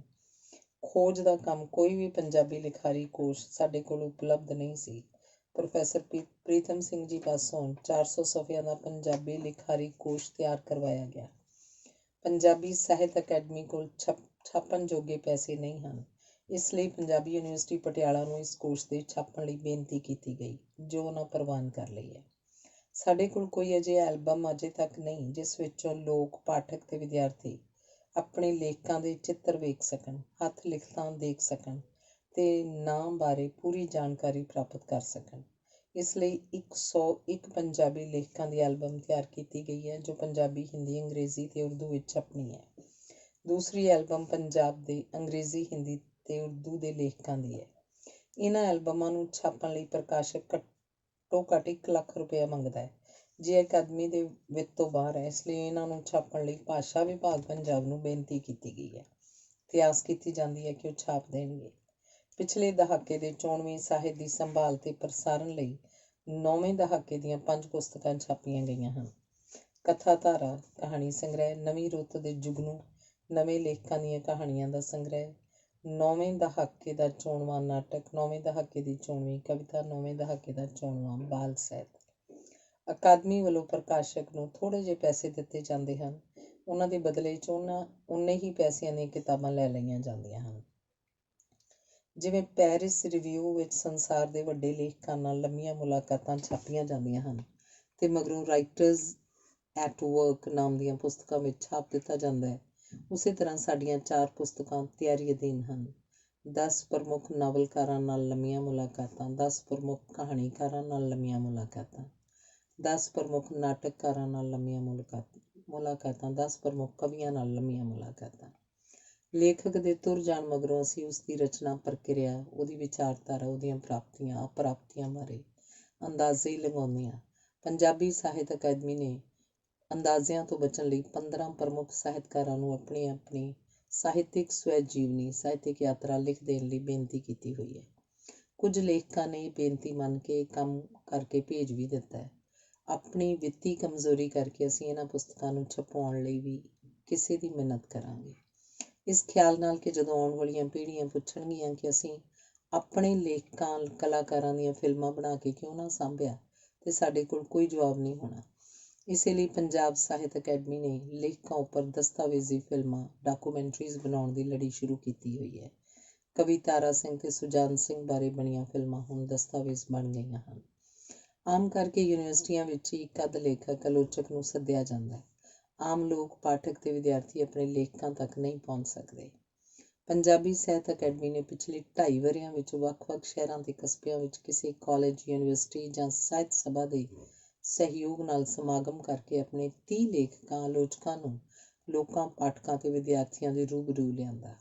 ਇਹਨਾਂ 30 ਹੀ ਸਮਾਗਮਾਂ ਦੀ ਆਡੀਓ ਵੀਡੀਓ ਰਿਕਾਰਡਿੰਗ ਵੀ ਕੀਤੀ, ਜਿਸ ਦੀ ਇੱਕ ਕਾਪੀ ਲੇਖਕਾਂ ਨੂੰ ਭੇਟ ਕੀਤੀ ਤੇ ਇੱਕ ਕਾਪੀ ਪੰਜਾਬ ਸਾਹਿਤ ਅਕੈਡਮੀ ਦੀ ਲਾਇਬ੍ਰੇਰੀ 'ਚ ਸਾਂਭ ਦਿੱਤੀ। ਇਹ ਵੱਖਰੀ ਗੱਲ ਹੈ ਕਿ ਪੰਜਾਬ ਸਾਹਿਤ ਅਕੈਡਮੀ ਕੋਲ ਅਜੇ ਆਪਣੇ TV ਤੇ VCR ਨਹੀਂ, ਜਿੱਥੇ ਇਹ ਫਿਲਮਾਂ ਕਿਸੇ ਸਮਾਗਮ ਉੱਤੇ ਦਿਖਾਈਆਂ ਜਾ ਸਕਣ। ਬੱਚੇ ਕਿਉਂਕਿ ਸਾਡਾ ਭਵਿੱਖ ਹਨ, ਇਸ ਲਈ ਬਾਲ ਸਾਹਿਤ ਵੱਲ ਵਿਸ਼ੇਸ਼ ਧਿਆਨ ਦਿੱਤਾ ਗਿਆ। ਪਹਿਲੇ ਸਾਲ ਨੈਸ਼ਨਲ ਪੱਧਰ ਦਾ 3 ਦਿਨ ਦਾ ਬਾਲ ਸਾਹਿਤ ਉੱਪਰ ਸੈਮੀਨਾਰ ਕੀਤਾ ਗਿਆ। ਬਾਹਰਲੇ ਸੂਬਿਆਂ ਵਿੱਚੋਂ ਵੀ ਬਾਲ ਸਾਹਿਤ ਦੇ ਵਿਸ਼ਲੇਸ਼ਕਾਂ ਨੇ ਭਾਗ ਲਿਆ। ਉਸ ਸੈਮੀਨਾਰ 'ਚ ਪੜ੍ਹੇ ਗਏ ਪੇਪਰਾਂ ਤੇ ਬਹਿਸ ਵਿੱਚ ਉਠਾਏ ਗਏ ਨੁਕਤਿਆਂ ਬਾਰੇ ਕਿਤਾਬ ਛਪ ਰਹੀ ਹੈ। ਕਹਾਣੀ ਵਰਕਸ਼ਾਪ, ਬਾਲ ਸਾਹਿਤ ਵਰਕਸ਼ਾਪ ਕਰਵਾ ਕੇ ਪੁਰਾਣੇ ਸਾਹਿਤਕਾਰਾਂ ਦੀ ਅਗਵਾਈ ਵਿੱਚ ਨਵੇਂ ਲੇਖਕਾਂ ਨੂੰ ਸੇਧ ਦੇਣ ਦੀ ਕੋਸ਼ਿਸ਼ ਕੀਤੀ ਗਈ। ਇਹਨਾਂ ਵਰਕਸ਼ਾਪਾਂ ਦੀ ਕਾਰਵਾਈ ਦੀਆਂ ਪੁਸਤਕਾਂ ਛਪ ਰਹੀਆਂ ਹਨ। ਲੇਖਕਾਂ ਨੂੰ ਤੇ ਲਿਖਤਾਂ ਨੂੰ ਵੱਧ ਤੋਂ ਵੱਧ ਲੋਕਾਂ ਤੱਕ ਲੈ ਜਾਣ ਲਈ ਪੰਜਾਬੀ ਸਾਹਿਤ ਅਕੈਡਮੀ ਨੇ ਪੰਜਾਬ ਦੇ 12 ਜ਼ਿਲ੍ਹਿਆਂ 'ਚ 12 ਕਵੀ ਦਰਬਾਰ ਕਰਵਾਏ ਹਨ ਤੇ 12 ਹੀ ਕਹਾਣੀ ਦਰਬਾਰ ਕਰਵਾਏ ਹਨ। ਇਸ ਕੰਮ ਵਿੱਚ ਸੱਭਿਆਚਾਰਕ ਵਿਭਾਗ ਨੇ ਵੀ ਸਹਿਯੋਗ ਦਿੱਤਾ ਹੈ। ਅਸੀਂ ਧੰਨਵਾਦੀ ਹਾਂ। ਪਰ ਜੇ ਪੰਜਾਬ ਸਾਹਿਤ ਅਕੈਡਮੀ ਚੰਡੀਗੜ੍ਹ ਕੋਲ ਵੀ ਬਾਕੀ ਪ੍ਰਾਂਤਾਂ ਦੀਆਂ ਅਕਾਦਮੀਆਂ ਵਾਂਗ 80-90 ਲੱਖ ਦਾ ਸਾਲਾਨਾ ਬਜਟ ਹੋਵੇ ਤਾਂ ਹੋਰ ਵੱਡੇ ਤੇ ਚਿਰਕਾਲੀਨ ਜੀਵਤ ਰਹਿਣ ਵਾਲੇ ਕੰਮ ਵੀ ਕੀਤੇ ਜਾ ਸਕਦੇ ਹਨ। ਅੰਗ 18। ਤੁਸੀਂ ਆਖੋਗੇ ਮੈਂ ਫਿਰ ਲੋਕਾਂ ਦੀਆਂ ਗੱਲਾਂ ਕਰਨ ਲੱਗ ਪਈ ਹਾਂ। ਕੋਈ ਆਪਣੀ ਗੱਲ ਕਿਉਂ ਨਹੀਂ ਕਰਦੀ? ਲੱਗਦਾ ਮੈਂ ਸਾਰਾ ਵੇਲਾ ਆਪਣੇ ਆਪ ਕੋਲੋਂ ਗੈਰ ਹਾਜ਼ਰ ਸੀ, ਕੋਈ ਹੋਰ ਬਣ ਕੇ ਜਿਉਂ ਜਾਂਦੀ ਸੀ। ਇਸੇ ਕਾਰਨ ਘਰਦਿਆਂ ਦੇ ਲੋਕਾਂ ਦੇ ਮੂੰਹਾਂ ਵੱਲ ਤੱਕਦੀ ਮੈਂ ਸੋਚਦੀ, ਇਹ ਸਭ ਕੌਣ ਨੇ, ਮੈਂ ਕੌਣ ਹਾਂ? ਕਦੇ ਕਦੇ ਮੈਂ ਆਪਣੇ ਆਪ ਨੂੰ ਦੱਸਦੀ, ਇਹ ਪਟਿਆਲਾ ਸ਼ਹਿਰ ਹੈ, ਲੀਲਾ ਭਵਨ ਹੈ, ਕੋਲ ਸਾਡੀ ਕੋਠੀ ਹੈ। ਇਹ ਕੋਠੀ ਦੇ ਅੱਗੇ ਬਗੀਚੀ ਹੈ ਜਿਸ 'ਚ ਲੱਗੇ ਫਲਾਂ, ਫੁੱਲਾਂ ਤੇ ਬੂਟੇ ਹੁਣ ਵੱਡੇ ਵੱਡੇ ਹੋ ਗਏ ਨੇ। ਇਹ ਬੇਜੀ ਨੇ, ਵੱਡੇ ਬੇਜੀ, ਛੋਟੇ ਬੇਜੀ, ਬਾਪੂ ਜੀ, ਉਹ ਤਾਂ ਗੁਜ਼ਰ ਗਏ ਨੇ। ਇਹਨਾਂ ਸੋਚਾਂ ਤੋਂ ਘਬਰਾ ਕੇ ਮੈਂ ਕੋਈ ਕਿਤਾਬ ਲੈ ਕੇ ਪੜ੍ਹਨ ਲੱਗ ਜਾਂਦੀ। ਇਉਂ ਬੇਗਿਣਤ ਕਿਤਾਬਾਂ ਪੜ੍ਹੀਆਂ ਗਈਆਂ। ਕਿਤਾਬਾਂ ਦੀ ਦੁਨੀਆ ਹੀ ਜਿਵੇਂ ਅਸਲੀ ਦੁਨੀਆ ਸੀ। ਅਸਲੀ ਦੁਨੀਆ ਦੇ ਲੋਕਾਂ ਦਾ ਤਾਂ ਜਿਵੇਂ ਕੁਝ ਪਤਾ ਜਿਹਾ ਹੀ ਨਹੀਂ ਸੀ ਲੱਗਦਾ। ਲੋਕਾਂ ਕੋਲ ਕਈ ਚਿਹਰੇ ਸਨ। ਚਲੋ ਕੋਈ ਸਾਹਿਤਿਕ ਗੱਲ ਕਰੀਏ। ਜਦੋਂ ਇਹ ਹਮਾਰਾ ਜੀਵਨਾ ਨਾਵਲ ਛਪਿਆ ਤਾਂ ਡਾਕਟਰ ਅਤਰ ਸਿੰਘ ਹੋਰਾਂ ਨੇ ਇਹਦਾ ਰੇਡੀਓ ਰਿਵਿਊ ਕੀਤਾ ਤੇ ਮੈਨੂੰ ਦੱਸਿਆ ਕਿ ਇਹ ਰਿਵਿਊ ਕਿਸ ਦਿਨ ਰਿਲੇ ਹੋਏਗਾ, ਪਰ ਉਸ ਦਿਨ ਮੈਂ ਇਹ ਸੁਣਨਾ ਹੀ ਭੁੱਲ ਗਈ। ਫਿਰ ਉਹਨਾਂ ਨੇ ਇਸ ਰਿਵਿਊ ਦੀ ਕਾਪੀ ਮੈਨੂੰ ਪੜ੍ਹਨ ਲਈ ਦਿੱਤੀ, ਜਿਹੜੀ ਕਿਧਰੇ ਕਿਤਾਬ ਵਿੱਚ ਹੀ ਪਈ ਰਹਿ ਗਈ। ਡਾਕਟਰ ਅਤਰ ਸਿੰਘ ਨੂੰ ਜਦੋਂ ਪਤਾ ਲੱਗਾ, ਉਹਨੂੰ ਹੈਰਾਨੀ ਵੀ ਹੋਈ ਤੇ ਗੁੱਸਾ ਵੀ ਲੱਗਿਆ। ਉਹਨਾਂ ਨੇ ਆਖਿਆ, ਮੇਰੇ ਕੋਲੋਂ 2 ਲਾਈਨਾਂ ਲਿਖਵਾਉਣ ਲਈ ਲੋਕੀ ਮੇਰੇ ਮਗਰ ਫਿਰਦੇ ਰਹਿੰਦੇ ਨੇ ਤੇ ਤੁਹਾਨੂੰ ਇਹ ਜਾਣਨ ਦੀ ਪਰਵਾਹ ਹੀ ਨਹੀਂ ਕਿ ਮੈਂ ਰਿਵਿਊ ਕਿਹੋ ਜਿਹਾ ਕੀਤਾ।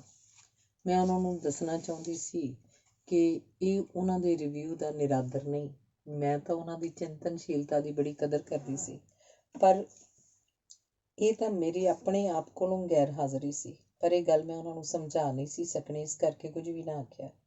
ਉਸ ਵੇਲੇ ਡਾਕਟਰ ਜਸਬੀਰ ਸਿੰਘ ਆਹਲੂਵਾਲੀਆ ਪੰਜਾਬੀ ਵਿਕਾਸ ਵਿਭਾਗ, ਪੰਜਾਬੀ ਯੂਨੀਵਰਸਿਟੀ ਪਟਿਆਲਾ ਦਾ ਡਾਇਰੈਕਟਰ ਸੀ। ਪ੍ਰੋਫੈਸਰ ਮੋਹਨ ਸਿੰਘ ਖਾਲਸਾ ਕਾਲਜ ਪੜ੍ਹਾਉਂਦੇ ਸਨ। ਪ੍ਰੋਫੈਸਰ ਹਰਬੰਸ ਸਿੰਘ ਰਜਿਸਟਰਾਰ ਸਨ। ਪ੍ਰੋਫੈਸਰ ਅਮਰੀਕ ਸਿੰਘ ਅੰਗਰੇਜ਼ੀ ਦੇ ਹੈੱਡ ਸਨ। ਪ੍ਰੋਫੈਸਰ ਗੁਲਵੰਤ ਸਿੰਘ ਤੇ ਪ੍ਰੋਫੈਸਰ ਪ੍ਰੀਤਮ ਸਿੰਘ ਪਟਿਆਲੇ 'ਚ ਹੀ ਸਨ।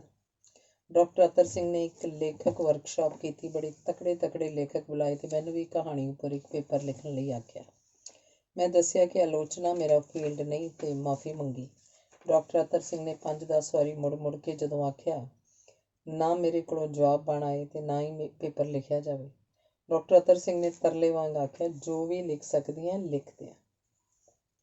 ਅਸਲ 'ਚ ਇਹੀ ਤਾਂ ਉਹ ਸਭ ਨੂੰ ਵਿਖਾਉਣਾ ਚਾਹੁੰਦੇ ਸਨ ਕਿ ਮੈਨੂੰ ਕੁਝ ਨਹੀਂ ਆਉਂਦਾ।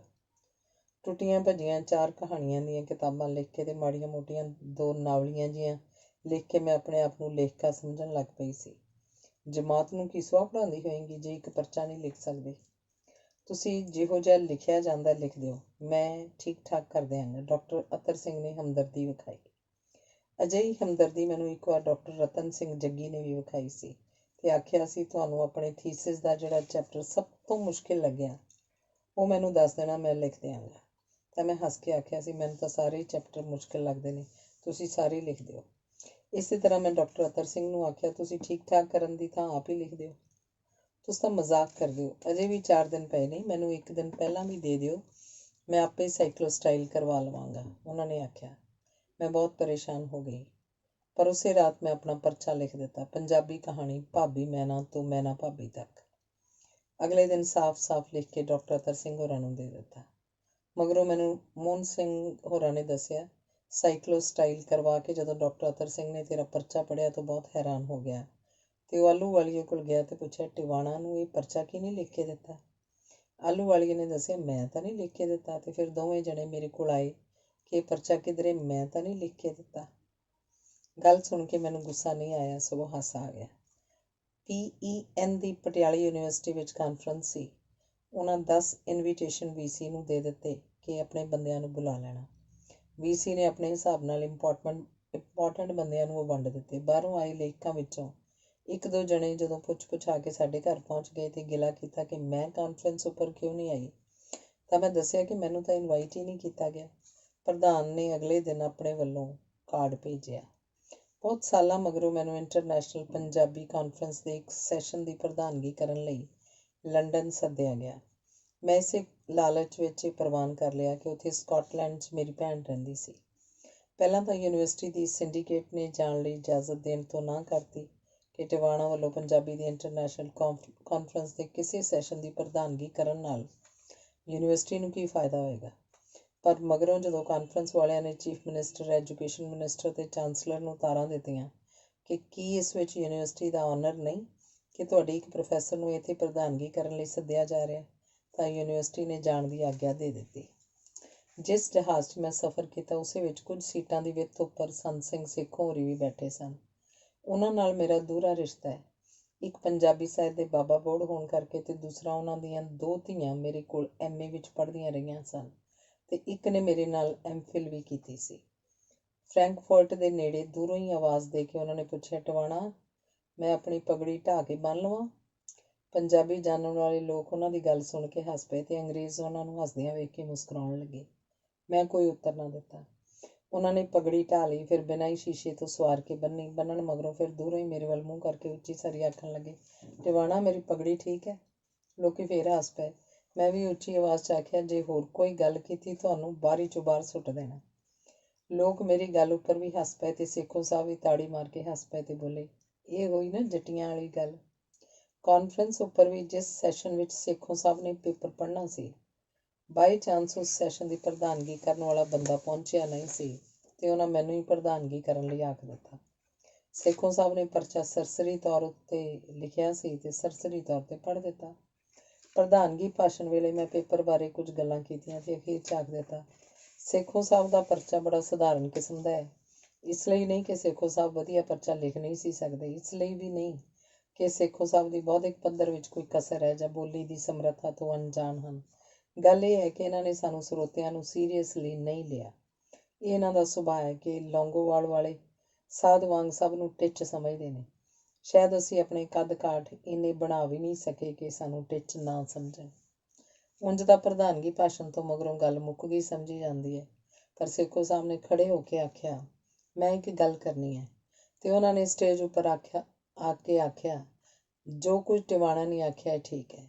ਮੈਂ ਇਹ ਪਰਚਾ ਬਹੁਤੀ ਮਿਹਨਤ ਨਾਲ ਨਹੀਂ ਲਿਖਿਆ। ਲੋਕਾਂ ਨੇ ਉਹਨਾਂ ਦੀ ਇਮਾਨਦਾਰੀ ਦੀ ਦਾਦ ਦਿੰਦਿਆਂ ਤਾੜੀਆਂ ਮਾਰੀਆਂ। ਸੱਚ ਬੋਲਣ ਦੀ ਇਸ ਜੁਰਤ ਨੇ ਸਿੱਖ ਹੋਰਾਂ ਦੇ ਕਈ ਨੁਕਸਾਨ ਵੀ ਕੀਤੇ ਹੋਣਗੇ, ਪਰ ਜਿਹੜੇ ਸੱਚ ਬੋਲ ਨਹੀਂ ਸਕਦੇ ਉਹ ਸੱਚ ਜਿਉਂ ਵੀ ਤਾਂ ਨਹੀਂ ਸਕਦੇ। ਕੇਂਦਰੀ ਲੇਖਕ ਸਭਾ ਨੇ, ਜਿਸ ਦੀ ਮੈਂ ਵਾਈਸ ਪ੍ਰੈਜ਼ੀਡੈਂਟ ਸੀ, ਸੇਖੋਂ ਸਾਹਿਬ ਨੂੰ ਆਨਰ ਕਰਨ ਦੀ ਵਿਉਂਤ ਬਣਾਈ। 1 ਲੱਖ ਰੁਪਇਆ ਨਕਦ ਤੇ ਇੱਕ ਅਭਿਨੰਦਨ ਗ੍ਰੰਥ ਇੱਕ ਸਮਾਗਮ ਉਪਰੰਤ ਸੇਖੋਂ ਹੋਰਾਂ ਨੂੰ ਭੇਟ ਕਰਨਾ ਸੀ। ਪੈਸੇ ਇਕੱਠੇ ਹੋ ਗਏ, ਅਜੇ ਅਭਿਨੰਦਨ ਗ੍ਰੰਥ ਤਿਆਰ ਨਹੀਂ ਸੀ ਹੋਇਆ, ਜਿਸ ਕਾਰਨ ਸਮਾਗਮ ਦੀ ਤਾਰੀਖ ਅਗਾਂਹ ਕਰਨੀ ਪਈ। ਇਨ੍ਹਾਂ ਹੀ ਦਿਨਾਂ 'ਚ ਸੇਖੋਂ ਸਾਹਿਬ ਕਾਫੀ ਬਿਮਾਰ ਹੋ ਗਏ। ਪਿੰਡ ਤੋਂ ਲਿਆ ਕੇ ਉਹਨਾਂ ਨੂੰ ਪਟਿਆਲੇ ਹਸਪਤਾਲ ਐਮਰਜੈਂਸੀ 'ਚ ਦਾਖਲ ਕੀਤਾ ਗਿਆ। ਦੂਸਰੇ ਤੀਸਰੇ ਦਿਨ ਉਹਨਾਂ ਦੀ ਬੇਟੀ ਨੇ ਮੈਨੂੰ ਆ ਕੇ ਆਖਿਆ, ਦੀਦੀ ਪਾਪਾ ਜੀ ਨੇ ਤੁਹਾਨੂੰ ਬੁਲਾਇਆ। ਮੈਨੂੰ ਫਿਕਰ ਹੋ ਗਿਆ ਕਿਧਰੇ ਬਹੁਤ ਹੀ ਢਿੱਲੇ ਨਾ ਹੋਣ। ਅਗਲੇ ਦਿਨ ਜਦੋਂ ਮੈਂ ਪਤਾ ਕਰਨ ਗਈ ਤਾਂ ਹੱਸ ਕੇ ਆਖਣ ਲੱਗੇ, ਅਭਿਨੰਦਨ ਗ੍ਰੰਥ ਆਪੇ ਮਗਰੋਂ ਹੁੰਦਾ ਰਹੂ, ਤੁਸੀਂ ਜਿਹੜਾ ਮੈਨੂੰ ਲੱਖ ਰੁਪਈਆ ਦੇਣਾ ਹੈ ਉਹ ਦੇ ਦਿਓ, ਮੈਂ ਮਾਰੀ ਨਾ ਜਾਵਾਂ। ਮੈਂ ਹੱਸ ਕੇ ਆਖਿਆ, ਤੁਹਾਨੂੰ ਜਿਉਂਦਿਆਂ ਰੱਖਣ ਲਈ ਇਹ ਜ਼ਰੂਰੀ ਹੈ ਕਿ ਲੱਖ ਰੁਪਇਆ ਜੇ ਨਾ ਦਿੱਤਾ ਜਾਵੇ। ਇੱਕ ਦਿਨ ਆਖਣ ਲੱਗੇ, ਟਿਵਾਣਾ ਆਪਣੇ ਨਾਵਲਾਂ ਦੀਆਂ ਕਹਾਣੀਆਂ ਦਾ ਸੰਖੇਪ ਕਰਕੇ ਜ਼ਰਾ ਦੱਸ। ਮੈਂ ਪੁੱਛਿਆ, ਕਿਸ ਲਈ? ਆਖਣ ਲੱਗੇ, ਮੈਂ ਤੇਰੇ ਨਾਵਲਾਂ ਬਾਰੇ ਕੁਝ ਲਿਖਣਾ ਹੈ। ਮੈਂ ਆਖਿਆ, ਜੇ ਮੇਰੇ ਕੋਲੋਂ ਸਮਰੀਆਂ ਪੁੱਛ ਕੇ ਲਿਖਣਾ ਫਿਰ ਰਹਿਣ ਦਿਓ। ਇੱਕ ਵਾਰੀ ਮੈਂ ਸੇਖੋਂ ਹੋਰਾਂ ਨੂੰ ਪੁੱਛਿਆ, ਉਂਝ ਤਾਂ ਤੁਸੀਂ ਮਾਰਕਸਵਾਦੀ ਅਖਵਾਉਂਦੇ ਹੋ, ਧੀਆਂ ਦੇ ਵਿਆਹ ਉੱਪਰ ਇੰਨਾ ਖਰਚਾ ਕਰਨ ਦੀ ਕੀ ਲੋੜ ਸੀ? ਤਾਂ ਆਖਣ ਲੱਗੇ, ਮੇਰੀਆਂ ਧੀਆਂ ਤਾਂ ਮਾਰਕਸਵਾਦੀ ਨਹੀਂ ਤੇ ਨਾ ਹੀ ਜਵਾਈ ਮਾਰਕਸਵਾਦੀ ਹਨ। ਮੈਨੂੰ ਉਹਨਾਂ ਦੀ ਇਹ ਗੱਲ ਵਧੀਆ ਲੱਗੀ ਕਿ ਉਹਨਾਂ ਦੇ ਘਰਦਿਆਂ ਨੂੰ ਉਹਨਾਂ ਦੀ ਕਿਸੇ ਵੀ ਗੱਲ ਦਾ, ਇੱਥੋਂ ਤੱਕ ਕਿ ਲੇਖਕ ਹੋਣ ਦਾ ਵੀ ਮੁੱਲ ਨਹੀਂ ਤਾਰਨਾ ਪਿਆ। ਉਹਨਾਂ ਦੀ ਲਿਖਤ ਅਤੇ ਜ਼ਿੰਦਗੀ ਵਿੱਚ ਦੰਭ ਦਾ ਕੋਈ ਦਖਲ ਨਹੀਂ। ਬਾਹਰਲੇ ਮੁਲਕਾਂ 'ਚ ਲੇਖਕ ਹੋਣ ਨੂੰ ਬੜੀ ਵੱਡੀ ਗੱਲ ਸਮਝਿਆ ਜਾਂਦਾ। ਲੰਡਨ ਵਿੱਚ ਕਿਧਰੇ ਇੱਕ ਲੇਖਕ ਰਹਿੰਦਾ ਸੀ। ਉਹਦੇ ਘਰ ਨੂੰ ਜਾਂਦੀ ਸੜਕ ਉੱਪਰ ਫੱਟਾ ਲੱਗਿਆ ਹੋਇਆ ਸੀ, silence is requested, writer is at work. France ਦਾ ਇੱਕ ਲੇਖਕ ਹੈ, ਜੀਨ ਜੈਨੇ। ਉਹਨੂੰ ਚੋਰੀ ਕਰਨ ਦੀ ਬਿਮਾਰੀ ਸੀ। ਉੱਥੋਂ ਦੀ ਸਰਕਾਰ ਨੇ ਇੱਕ ਨੋਟਿਸ ਕੱਢ ਦਿੱਤਾ ਸੀ ਕਿ ਜਿੱਥੋਂ ਕਿਧਰੋਂ ਉਹ ਕੋਈ ਚੀਜ਼ ਚੁੱਕ ਕੇ ਬਿੱਲ ਸਰਕਾਰ ਨੂੰ ਭੇਜ ਦਿੱਤਾ ਜਾਵੇ ਤੇ ਲੇਖਕ ਨੂੰ ਤੰਗ ਨਾ ਕੀਤਾ ਜਾਵੇ। ਸਾਡੇ ਆਲੋਚਕਾਂ ਦਾ ਖਿਆਲ ਹੈ ਕਿ ਲੇਖਕਾਂ ਬਾਰੇ ਅੰਤਮ ਫੈਸਲਾ ਉਹਨਾਂ ਦੇ ਹੱਥ ਹੈ। ਇੱਕ ਵਾਰੀ ਇੱਕ ਅਖਬਾਰ ਵਿੱਚ ਅਜੀਤ ਕੌਰ ਦੀਆਂ ਕਹਾਣੀਆਂ ਦੀ ਆਲੋਚਨਾ ਪੜ੍ਹੀ। ਬੜਾ ਨਿੰਦਿਆ ਸੀ ਆਲੋਚਕ ਨੇ ਅਜੀਤ ਕੌਰ ਦੀਆਂ ਕਹਾਣੀਆਂ ਨੂੰ। ਮੈਂ ਸੋਚਿਆ, ਆਪਣੀ ਆਪਣੀ ਦ੍ਰਿਸ਼ਟੀ ਹੈ ਤੇ ਦ੍ਰਿਸ਼ਟੀਕੋਣ ਹੈ। ਪਰ 15 ਦਿਨਾਂ ਮਗਰੋਂ ਉਸੇ ਆਲੋਚਕ ਨੇ ਉਸੇ ਅਖਬਾਰ ਵਿੱਚ ਉਹਨਾਂ ਦੀਆਂ ਕਹਾਣੀਆਂ ਨੂੰ ਬੜਾ ਸਲਾਹਿਆ ਹੋਇਆ ਸੀ। ਮੈਂ ਪੁੱਛਿਆ, ਇਹ ਕਿਵੇਂ ਹੈ? ਉਹ ਹੱਸ ਕੇ ਆਖਣ ਲੱਗਾ, ਜਿਹੋ ਜਿਹਾ ਬੀਬੀ ਤੇਰਾ ਅੰਨ ਪਾਣੀ, ਉਹੋ ਜਿਹਾ ਸਾਡਾ ਕੰਮ ਜਾਣੀ। ਮਤਲਬ? ਮੈਂ ਪੁੱਛਿਆ। ਮਤਲਬ ਕਿ ਜਿਉਂਦੇ ਲੇਖਕ ਦੀ ਲਿਖਤ ਬਾਰੇ ਨਹੀਂ, ਸਗੋਂ ਲੇਖਕ ਬਾਰੇ ਲਿਖੀਦਾ। ਇਸੇ ਕਾਰਨ ਮੈਂ ਕਦੇ ਆਪਣੀ ਕਿਸੇ ਕਿਤਾਬ ਦੀ ਕਿਸੇ ਨੂੰ ਭੂਮਿਕਾ ਲਿਖਣ ਲਈ ਨਹੀਂ ਆਖਿਆ, ਰਿਵਿਊ ਕਰਨ ਲਈ ਨਹੀਂ ਆਖਿਆ। ਇਸੇ ਲਈ ਮੇਰੀਆਂ ਰਚਨਾਵਾਂ ਬਹੁਤੀਆਂ ਗੌਲੀਆਂ ਨਹੀਂ ਗਈਆਂ। ਇੱਕ ਵਾਰ ਪੰਜਾਬੀ ਯੂਨੀਵਰਸਿਟੀ ਨੇ ਮੈਨੂੰ ਇੱਕ ਕਹਾਣੀਆਂ ਦੀ ਕਿਤਾਬ ਐਡਿਟ ਕਰਨ ਲਈ ਆਖਿਆ। ਕਿਤਾਬ ਦਾ ਖਰੜਾ ਤਿਆਰ ਹੋ ਕੇ ਜਦੋਂ ਐਡੀਟੋਰੀਅਲ ਬੋਰਡ ਕੋਲ ਗਿਆ, ਜਿਸ ਦੇ ਪ੍ਰੋਫੈਸਰ ਮੋਹਨ ਸਿੰਘ ਮੈਂਬਰ ਸਨ, ਤਾਂ ਮੇਰੀ ਕਹਾਣੀਕਾਰਾਂ ਦੀ ਚੋਣ ਨਾਲ ਉਹ ਸਹਿਮਤ ਨਹੀਂ ਸਨ। ਥੀਸਿਸ ਲਿਖਣ ਵੇਲੇ ਮੈਂ ਸਾਰੇ ਕਹਾਣੀਕਾਰਾਂ ਦੀਆਂ ਕਹਾਣੀਆਂ ਪੜ੍ਹੀਆਂ ਸਨ। ਬਿਨਾਂ ਪੜ੍ਹਿਆਂ ਮੈਂ ਚੋਣ ਨਹੀਂ ਕੀਤੀ। ਮੈਂ ਦਲੀਲ ਦਿੱਤੀ, ਪਰ ਤੁਸੀਂ ਚੋਣ ਠੀਕ ਨਹੀਂ ਕੀਤੀ। ਕੁਝ ਚੰਗੇ ਕਹਾਣੀਕਾਰ ਛੱਡ ਦਿੱਤੇ ਹਨ, ਕੁਝ ਉਹ ਕਹਾਣੀਕਾਰ ਪਾ ਲਏ ਹਨ ਜੋ ਕਹਾਣੀਕਾਰ ਹੀ ਨਹੀਂ। ਪ੍ਰੋਫੈਸਰ ਮੋਹਨ ਸਿੰਘ ਨੇ ਗੋਲ-ਮੋਲ ਗੱਲ ਕੀਤੀ। ਤੁਸੀਂ ਨਾਮ ਦੱਸੋ ਜਿਹੜੇ ਚੰਗੇ ਕਹਾਣੀਕਾਰ ਮੈਂ ਛੱਡ ਦਿੱਤੇ ਹਨ ਤੇ ਦੂਜੇ ਜਿਹੜੇ ਕਹਾਣੀਕਾਰ ਹਨ ਵੀ ਨਹੀਂ ਤੇ ਮੈਂ ਪਾ ਲਏ ਹਨ। ਮੈਂ ਆਖਿਆ, ਤੁਸੀਂ ਐਂ ਕਰੋ ਪ੍ਰੋਫੈਸਰ ਸਾਹਿਬ, ਜਿਵੇਂ ਆਖਦੇ ਨੇ, ਕੁਝ ਇਹਨਾਂ ਦੀ ਗੱਲ ਮੰਨ ਲਓ। ਇੱਕ ਅੱਧਾ ਕਹਾਣੀਕਾਰ ਇਹਨਾਂ ਵਿੱਚੋਂ ਕੱਢ ਦਿਓ ਤੇ ਇੱਕ ਅੱਧਾ ਨਵਾਂ ਪਾ ਲਓ। ਜਸਵੀਰ ਸਿੰਘ ਆਹਲੂਵਾਲੀ ਬੋਲਿਆ। ਤੁਸੀਂ ਕਿਹੜੇ ਕਹਾਣੀਕਾਰ ਦੀ ਕਹਾਣੀ ਸੰਗ੍ਰਹਿ ਬਾਬਾਣੀਆਂ ਕਹਾਣੀਆਂ 'ਚ ਪਵਾਉਣਾ ਚਾਹੁੰਦੇ ਹੋ? ਮੈਂ ਪ੍ਰੋਫੈਸਰ ਮੋਹਨ ਸਿੰਘ ਨੂੰ ਪੁੱਛਿਆ। ਮੈਂ ਡਾਕਟਰ ਮੋਹਨ ਸਿੰਘ ਦੀਵਾਨੇ ਨੂੰ ਕਹਾਣੀਕਾਰ ਹੀ ਨਹੀਂ ਮੰਨਦਾ। ਤੁਸੀਂ ਉਹਦੀ ਕਹਾਣੀ ਸ਼ਾਮਲ ਕਰ ਰੱਖੀ ਹੈ। ਪ੍ਰੋਫੈਸਰ ਮੋਹਨ ਸਿੰਘ ਨੇ ਜ਼ੋਰਦਾਰ ਸ਼ਬਦਾਂ 'ਚ ਆਖਿਆ। ਮੈਂ ਹੈਰਾਨ ਹੋ ਗਈ। ਮੈਂ ਡਾਕਟਰ ਦੀਵਾਨੇ ਨੂੰ ਪੰਜਾਬੀ ਦੇ 5 ਪ੍ਰਮੁੱਖ ਕਹਾਣੀਕਾਰਾਂ 'ਚ ਗਿਣਦੀ ਸੀ ਤੇ ਪ੍ਰੋਫੈਸਰ ਮੋਹਨ ਸਿੰਘ ਉਹਨੂੰ ਕਹਾਣੀਕਾਰ ਹੀ ਨਹੀਂ ਸੀ ਮੰਨਦੇ। ਤੁਸੀਂ ਉਹਨਾਂ ਦੀਆਂ ਕਹਾਣੀਆਂ ਦੀਆਂ ਕਿਤਾਬਾਂ ਪੜ੍ਹੀਆਂ ਨੇ? ਮੈਂ ਪ੍ਰੋਫੈਸਰ ਮੋਹਨ ਸਿੰਘ ਨੂੰ ਪੁੱਛਿਆ। ਪੜ੍ਹਨ ਨੂੰ ਉਹਨਾਂ 'ਚ ਹੈ ਹੀ ਕੀ? ਦੂਸਰਾ, ਮੈਂ ਸਮਝਦਾ ਜਿਹੜਾ ਬੰਦਾ ਅੱਛਾ ਨਹੀਂ, ਉਹ ਲਿਖ ਵੀ ਕਦੇ ਚੰਗਾ ਨਹੀਂ ਸਕਦਾ। ਪ੍ਰੋਫੈਸਰ ਮੋਹਨ ਸਿੰਘ ਨੇ ਇਸ ਵਾਰੀ ਬੜੀ ਵਜ਼ਨਦਾਰ ਦਲੀਲ ਦਿੱਤੀ। ਕਿਸੇ ਨੂੰ ਚੰਗਾ ਮਾੜਾ ਸਮਝਣ ਦਾ ਸਾਡਾ ਆਪਣਾ ਦ੍ਰਿਸ਼ਟੀਕੋਣ, ਮਿਆਰ ਤੇ ਕਾਰਨ ਵੀ ਹੋ ਸਕਦੇ ਹਨ। ਮੈਂ ਦਲੀਲ ਦਿੱਤੀ, ਪਰ ਮੈਂ ਉਹਨੂੰ ਕਹਾਣੀਕਾਰ ਮੰਨਣ ਨੂੰ ਤਿਆਰ ਨਹੀਂ। ਪ੍ਰੋਫੈਸਰ ਮੋਹਨ ਸਿੰਘ ਅੜ ਗਏ। ਉਹਦੀਆਂ ਕਹਾਣੀਆਂ ਦੇ ਨੁਕਸਾਂ ਉੱਪਰ ਜ਼ਰਾ ਚਾਨਣਾ ਪਾਓਗੇ? ਮੈਂ ਆਖਿਆ, ਮੈਂ ਜਦ ਉਹਨੂੰ ਪੜ੍ਹਦਾ ਹੀ ਨਹੀਂ, ਉਹ ਪੜ੍ਹਨ ਦੇ ਯੋਗ ਹੀ ਨਹੀਂ, ਪਰ ਇੰਨੇ ਕਹਾਣੀਕਾਰ ਹਨ, ਤੁਸੀਂ ਕਿਸੇ ਦੀ ਵੀ ਕਹਾਣੀ ਪਾ ਸਕਦੇ ਹੋ। ਉਸੇ ਦੀ ਕਹਾਣੀ ਵਿੱਚ ਕੀ ਖਾਸ ਗੱਲ ਹੈ? ਉਹਨਾਂ ਜ਼ਰਾ ਖਿਝ ਕੇ ਆਖਿਆ। ਮੈਂ ਜਿਹੜੀ ਚੋਣ ਕਰਨੀ ਸੀ ਕਰ ਦਿੱਤੀ। ਮੈਂ ਉਹਨੂੰ ਬਦਲਣ ਲਈ ਤਿਆਰ ਨਹੀਂ। ਬੋਰਡ ਨੂੰ ਜੇ ਮਨਜ਼ੂਰ ਨਹੀਂ ਤਾਂ ਚੋਣ ਕਿਸੇ ਹੋਰ ਕੋਲੋਂ ਕਰਵਾ ਲਓ, ਆਖ ਕੇ ਮੈਂ ਗੱਲ ਠੱਪ ਕਰ ਦਿੱਤੀ। ਪ੍ਰੋਫੈਸਰ ਮੋਹਨ ਸਿੰਘ ਸੰਵਾਰ ਕੇ ਮੇਰੀ ਵੱਲ ਝੱਕ ਕੇ ਫਿਰ ਜਿਵੇਂ ਮੇਰੀ ਗਲਤੀ ਤੇ ਗੁਸਤਾਖੀ ਮਾਫ਼ ਕਰ ਦਿੱਤੀ ਤੇ ਬੋਲੇ, ਚਲੋ ਟਿਵਾਣਾ ਨੂੰ ਕਾਹਨੂੰ ਨਾਰਾਜ਼ ਕਰਨਾ, ਜੋ ਇਹਨਾਂ ਨੇ ਚੋਣ ਕੀਤੀ ਰੱਖ ਲਓ। ਤੇ ਜਿਹੜੀ ਮੈਂ ਚੋਣ ਕੀਤੀ ਸੀ ਉਹ ਕਿਸੇ ਤਰ੍ਹਾਂ ਮਨਜ਼ੂਰ ਹੋ ਗਈ। ਮੀਟਿੰਗ ਤੋਂ ਬਾਹਰ ਆ ਕੇ ਮੈਂ ਲਾਇਬ੍ਰੇਰੀ ਵਿੱਚੋਂ ਕਿਤਾਬਾਂ ਲੈਣ ਚਲੀ ਗਈ। ਜਦੋਂ ਕਿਤਾਬਾਂ ਲੈ ਕੇ ਬਾਹਰ ਆਈ ਤਾਂ ਪ੍ਰੋਫੈਸਰ ਮੋਹਨ ਸਿੰਘ ਹੋਰੀ ਗੇਟ ਕੋਲ ਖੜ੍ਹੇ ਸਨ।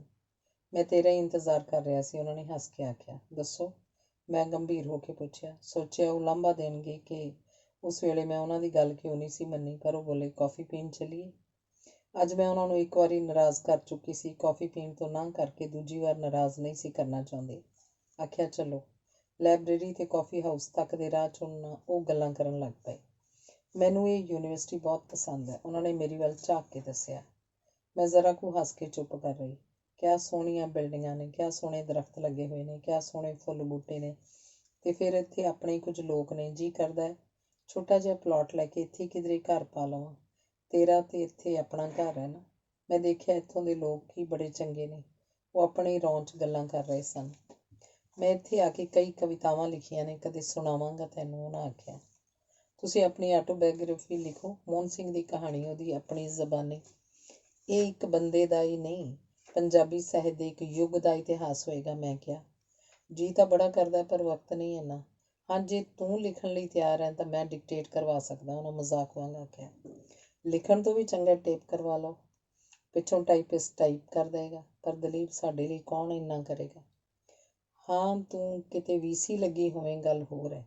ਉਹਨਾਂ ਪਹਿਲੀ ਗੱਲ ਗੰਭੀਰ ਹੋ ਕੇ ਤੇ ਦੂਜੀ ਮਜ਼ਾਕ ਨਾਲ ਆਖੀ। ਇੱਕ ਦਿਨ ਲਈ ਮੈਨੂੰ ਲਗਵਾ ਦਿਓ ਫਿਰ VC। ਮੈਂ ਵੀ ਮਜ਼ਾਕ ਕੀਤਾ।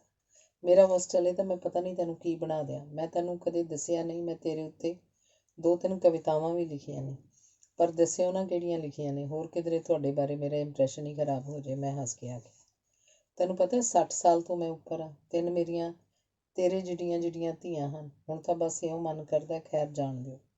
ਮੈਂ ਤੇਰੀ ਬਹੁਤ ਇੱਜ਼ਤ ਕਰਦਾ। ਮੇਰੀ ਜ਼ਿੰਦਗੀ 'ਚ ਤੂੰ ਦੂਸਰੀ ਲੜਕੀ ਹੈ ਜਿਹਨੂੰ ਮੈਂ ਚਾਹਿਆ। ਪਹਿਲੀ ਡੈਸ਼ ਸੀ ਤੇ ਦੂਸਰੀ ਤੂੰ ਹੈ। ਮੈਂ ਘਬਰਾ ਕੇ ਪ੍ਰੋਫੈਸਰ ਸਾਹਿਬ ਵੱਲ ਦੇਖਿਆ।